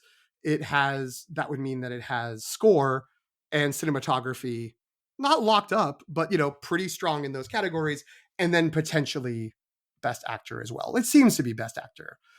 Maybe that's where A Complete Unknown gets something, is Timothée Chalamet, but at the very least below the line. And so then, The Brutalist, even though doesn't seem likely, could still have that, like, it gets cinematography, it gets score, it gets actor, it gets director and picture.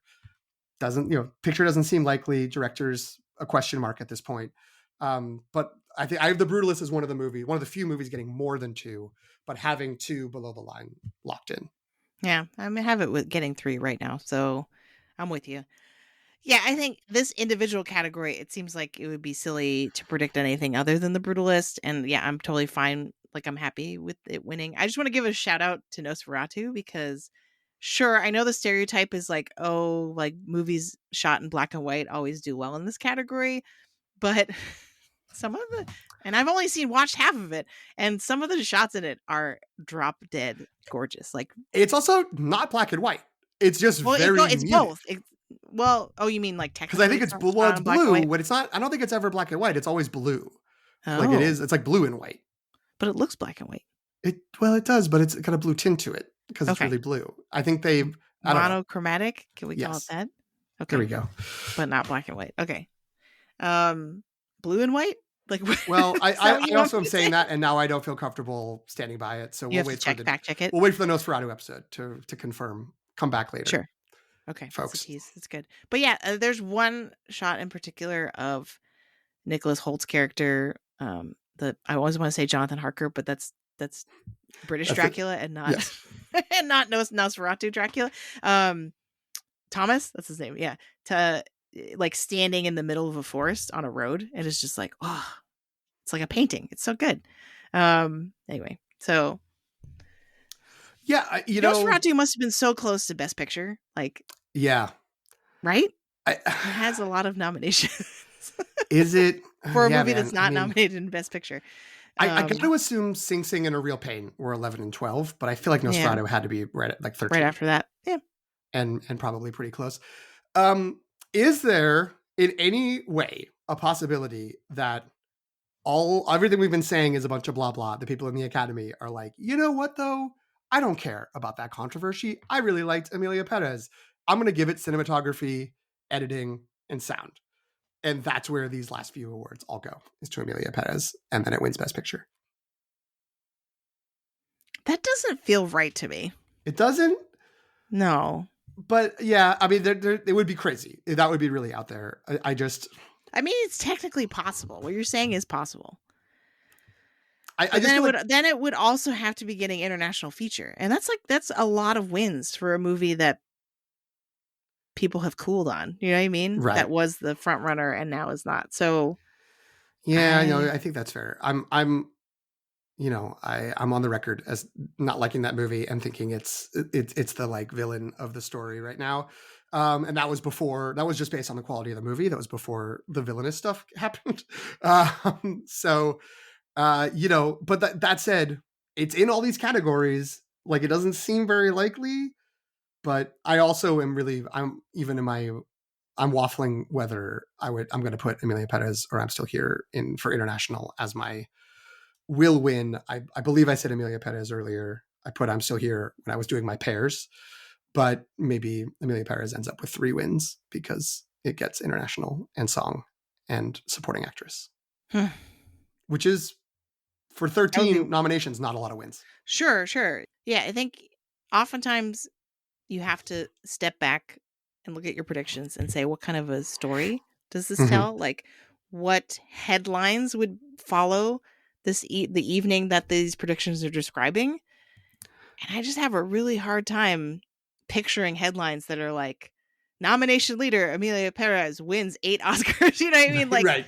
Like that just, I don't know. That fair enough. So let me begin. Okay, here's the thing.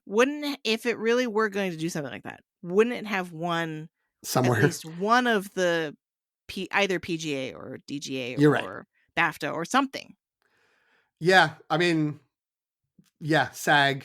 That also is a place where it would have made a lot of sense for ensemble if people were like, but we really love this movie. Or if it was people love the technical ensemble elements. Of 2 people, according to the appearance. 2 people and just a weird blurry smudge. But yeah, I think that's very fair. I guess I was, Jason Voorhees is never dead. I will give until you see his like head cut off at the end of the movie. I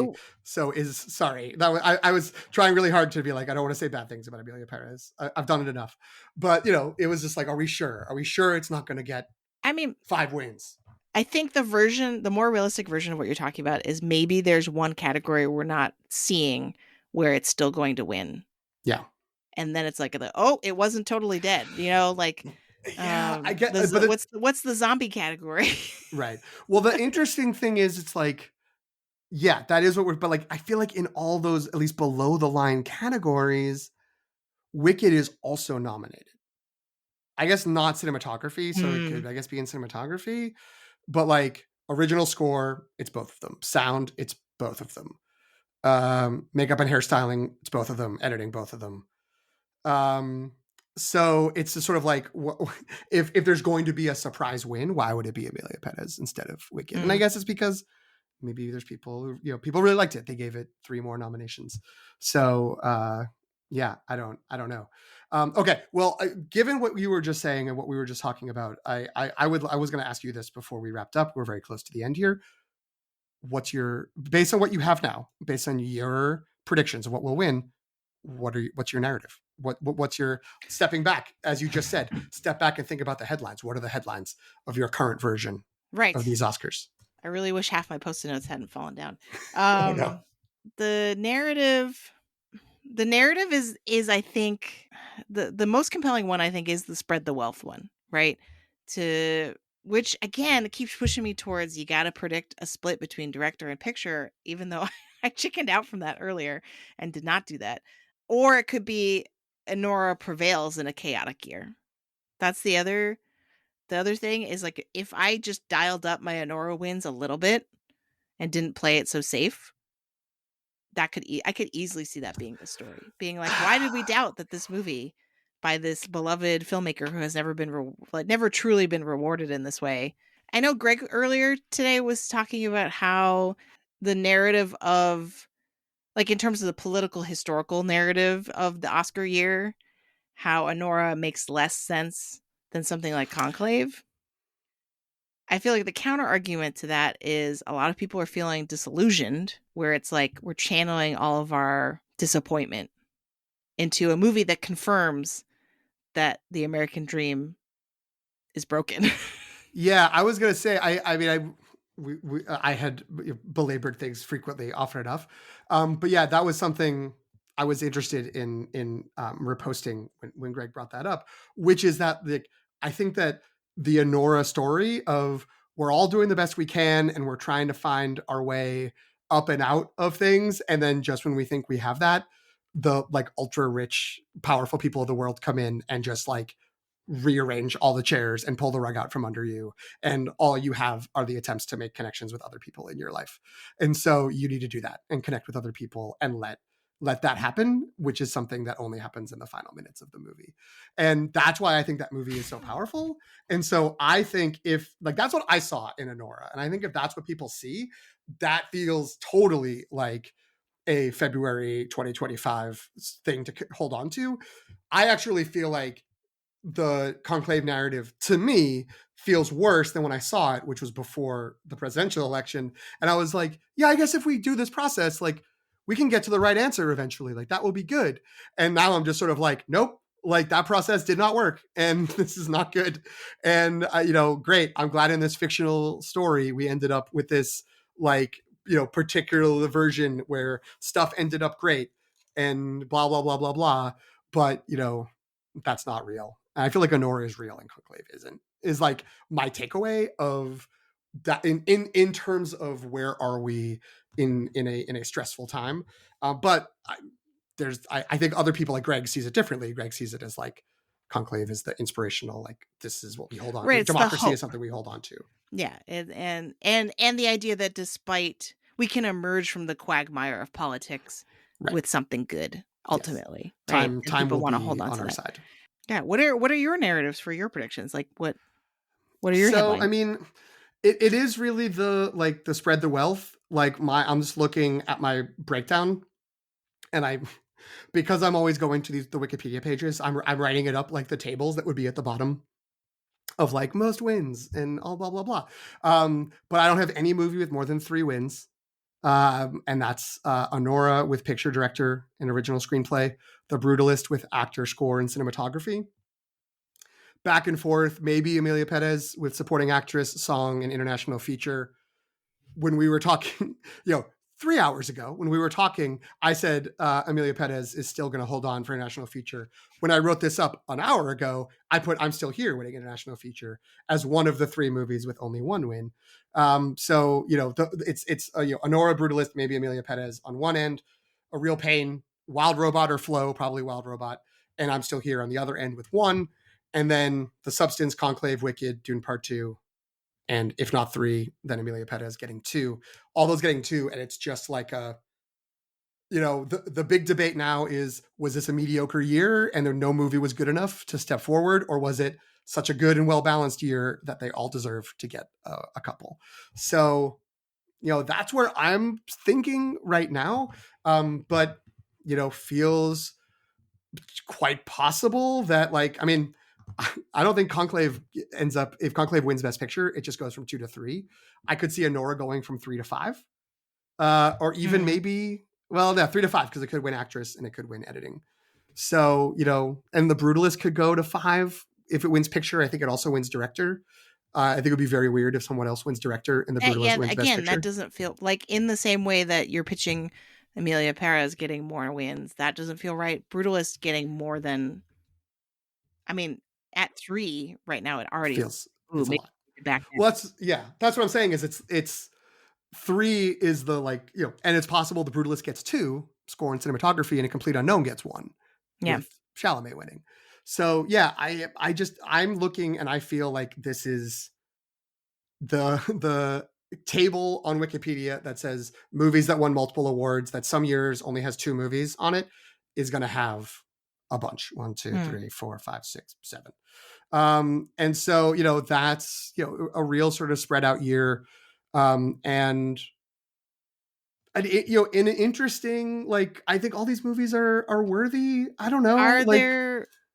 Here's an interesting question. Because again, going back to this idea of what are the headlines the next day, what are potential upsets or snubs that might happen? I mean, the headline is going to be Wicked didn't win enough.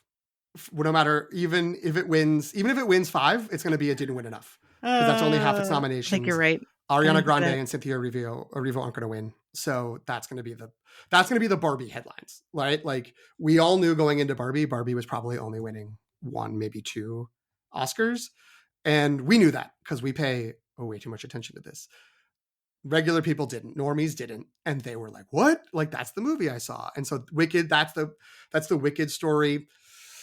But that's more like the discourse and response. That's not the trades headlines that are going to be. Well, the trades headlines will, if the results are the results I see now, it's that Emilia Perez is the biggest loser between nominations and the ceremony. Right. Ever, right. Because it lost 11 categories. Oh, that's a good point. Inevitably, reporters are going to want to put it in the context of the controversy and the scandal and the tumultuous award season the film has had with highs and lows, right? Like, yeah, that's true. That would be. And then the smaller stories are going to be The Substance winning 2 awards, body horror, like, breakthrough.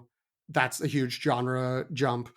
It's going to be unfortunately, it might be a current event news story based around Conclave, if based on the trajectory of what's happening in the real world, because there might be an actual Conclave that's about to happen. So the fact that Conclave wins a couple of awards will be like, that's a thing. Like, true. What about the real Conclave? Isabella Rossellini did make a comment about that in their ensemble presentation. Twice, because she wasn't holding the microphone right the first way. Oh, that's right.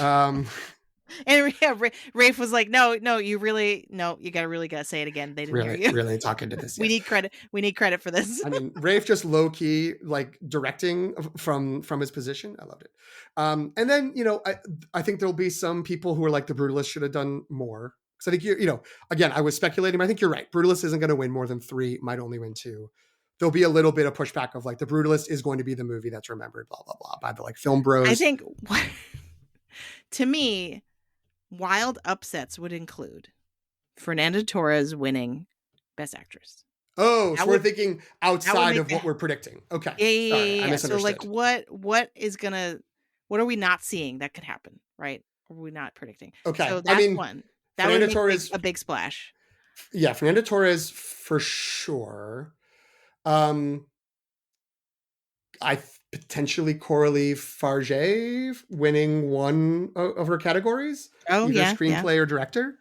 Not likely, but doesn't feel outside the realm of possibility.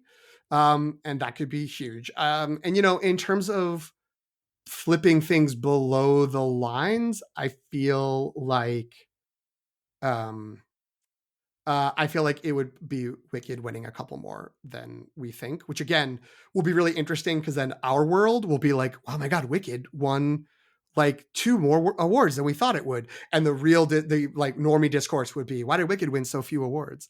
So that would be a fun little contradiction. I, I'm going to go the other way from my earlier concerns. Is there, it doesn't seem like there's any way that Zoe Saldana loses. We talked about that long ago on this. But if the Amelia Perez backlash is really strong, what if someone else wins supporting actress, like any of the other nominees? What if that's the Wicked sneak? Yeah, Ariana Grande pulls it off. That would be nuts. That and would be she would like, first of all, she'd be genuinely shocked at this point based on what has already happened. And therefore, maybe she gives the Cuba Gooding Jr.-esque speech of the night. You know what I mean? Like the kind of like effusive, like, yeah. You know what I mean? Because or I'm trying to think of what's a better comp for that. Like, what's the best? The Roberto Benigni, like climbing on the chairs. Yeah. I don't think she would do that. She'd just be like shuffling.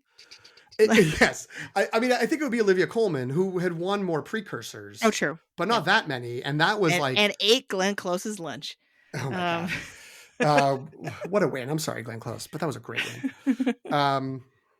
So yeah, I mean, who's waiting in the wings and has the kind of like, I really didn't expect this and I'm hysterical, but everyone's loving this moment. You know, there's usually one of those. I mean, yeah. If he hadn't won at BAFTA, I would have said Jesse Eisenberg. But what if Isabella Rossellini wins Best Supporting Actress? I mean, that would be incredible. That would truly be something no one is predicting. Mm-hmm. But Conclave has a lot of love, so it's technically possible. And she's overdue. Maybe that's the thing we're not seeing. I don't know. I just now we should probably stop because we're getting okay. We're getting carried away. I've got one more, and it goes against the what Greg said earlier, which I think is right, that people don't want to watch this. But what if it's February 2025 and we need to react to the world around us? Is Sebastian Stan winning Best Actor? Whoa. Let me ask you this question. And I know we should finish soon, but I'm looking at the 10 Best Picture winners. What's the movie where, obviously there's movies that have, very, very little chance, but what's the movie where you are like, I don't see a narrative at all of this movie winning? Like where I'm throwing the what's the biggest surprise, I guess? Sure. For Best Picture? Yes. I mean, probably Nickel Boys. Yeah. Can you imagine Nickel Boys getting adapted screenplay and Best Picture? I mean, I would. Yeah, that would be wild. It's the Spotlight win package with the Coda nomination. I win all my nominations because people. I mean, it's not happening. That's not happening. But it's not. But it's like, it's surprising. But like, if it happened, would it be like, are we sure we never saw this coming? It wins WGA. Maybe. Ramel Ross keeps winning these like first time director prizes. There's credibility for it. It's not happening, but I feel like it, but I think that's the one that has the least juice right now. It does to win Best Picture. We think, unless you think Amelia Perez has negative juice. No, it has residual juice still. Potentially more, you know what I mean? Like it's more likely that it has residual juice than Nickel Boys has actual juice. That's fair. But the other possibility is, and this would be 100% self-serving just to validate my earlier prediction when I, like weeks ago, when I don't remember which one of you said on the spot right now, who's winning a Best Picture? And I said A Complete Unknown, and then Greg copied me. Like, because he was hope dictating. What if A Complete Unknown just has been lurking? And then suddenly we got Timothée Chalamet, we got it winning sound, we got it winning adapted screenplay. Like this is never happening. But what you know what I mean? Like what if it pulls a Grand Hotel? It's the number 3 movie for everyone, and it wins only Best Picture. That would be quite a story. It would be. All right, now that we've I have one more. The record for most Academy Award wins in one night, as already mentioned, 4 by Walt Disney, is matched this coming Sunday night by Jacques Audiard. Best song, best screenplay, best director, best picture. Sean Baker, Dead in a Ditch. Wait, is Jacques Audiard listed on best song? Yes. He wrote the lyrics for the song. Did not know or he co-wrote the lyrics for the song. So he also very low-key. Why is no one talking about that? I got a few reasons as to why. But yeah, That's not happening. And neither is A Complete Unknown winning on its own, but that would be a great story. And I think that would be a fun story. Most of the things we were saying, Nickel Boys winning the 2 would be incredible. Right, I think that'd be a most of these other pleasant things surprise. would be kind of off, like The Apprentice winning either of its awards, I think. Dune for magically me- makes a comeback and sweeps below the line again. Oh, they are just, yeah, they go back to 37 rules where you could do a write-in. It's like, everyone wrote in Furiosa for like 5 below the line nominations. This is crazy. Okay. That was really fun. I'm glad we entertained those totally not happening scenarios. All right, PT. We finally reached the end of our mega final Oscar predictions episode. I don't know if we can call it an episode. It has to be like a limited series now, I think. Behemoth. Yeah. Remind everyone where folks, because surely if they're still listening, they must want to listen again. So where can folks find the show? You fools. You can, first you can follow me. Let's talk about me first. You can follow me on Letterboxd at PT McNiff, PTMCNIFF. If you want to follow the show, you can follow the show there as well at LTR Pod. You could also follow us on Instagram, Threads, and Blue Sky at The Long Take Review, or you can subscribe to the show wherever you get your podcast, wherever you're listening right now. Just hit subscribe and follow us there. Jen, where can folks find you? You can find me on Instagram, Threads, and Blue Sky at Sopchockchai, SOPCHOCKCHAI. You can find me on Letterboxd at Qui-Gon Jen. We did it. We did it. Where's the white 97 hours for the 97 Academy Awards. Cue the white smoke.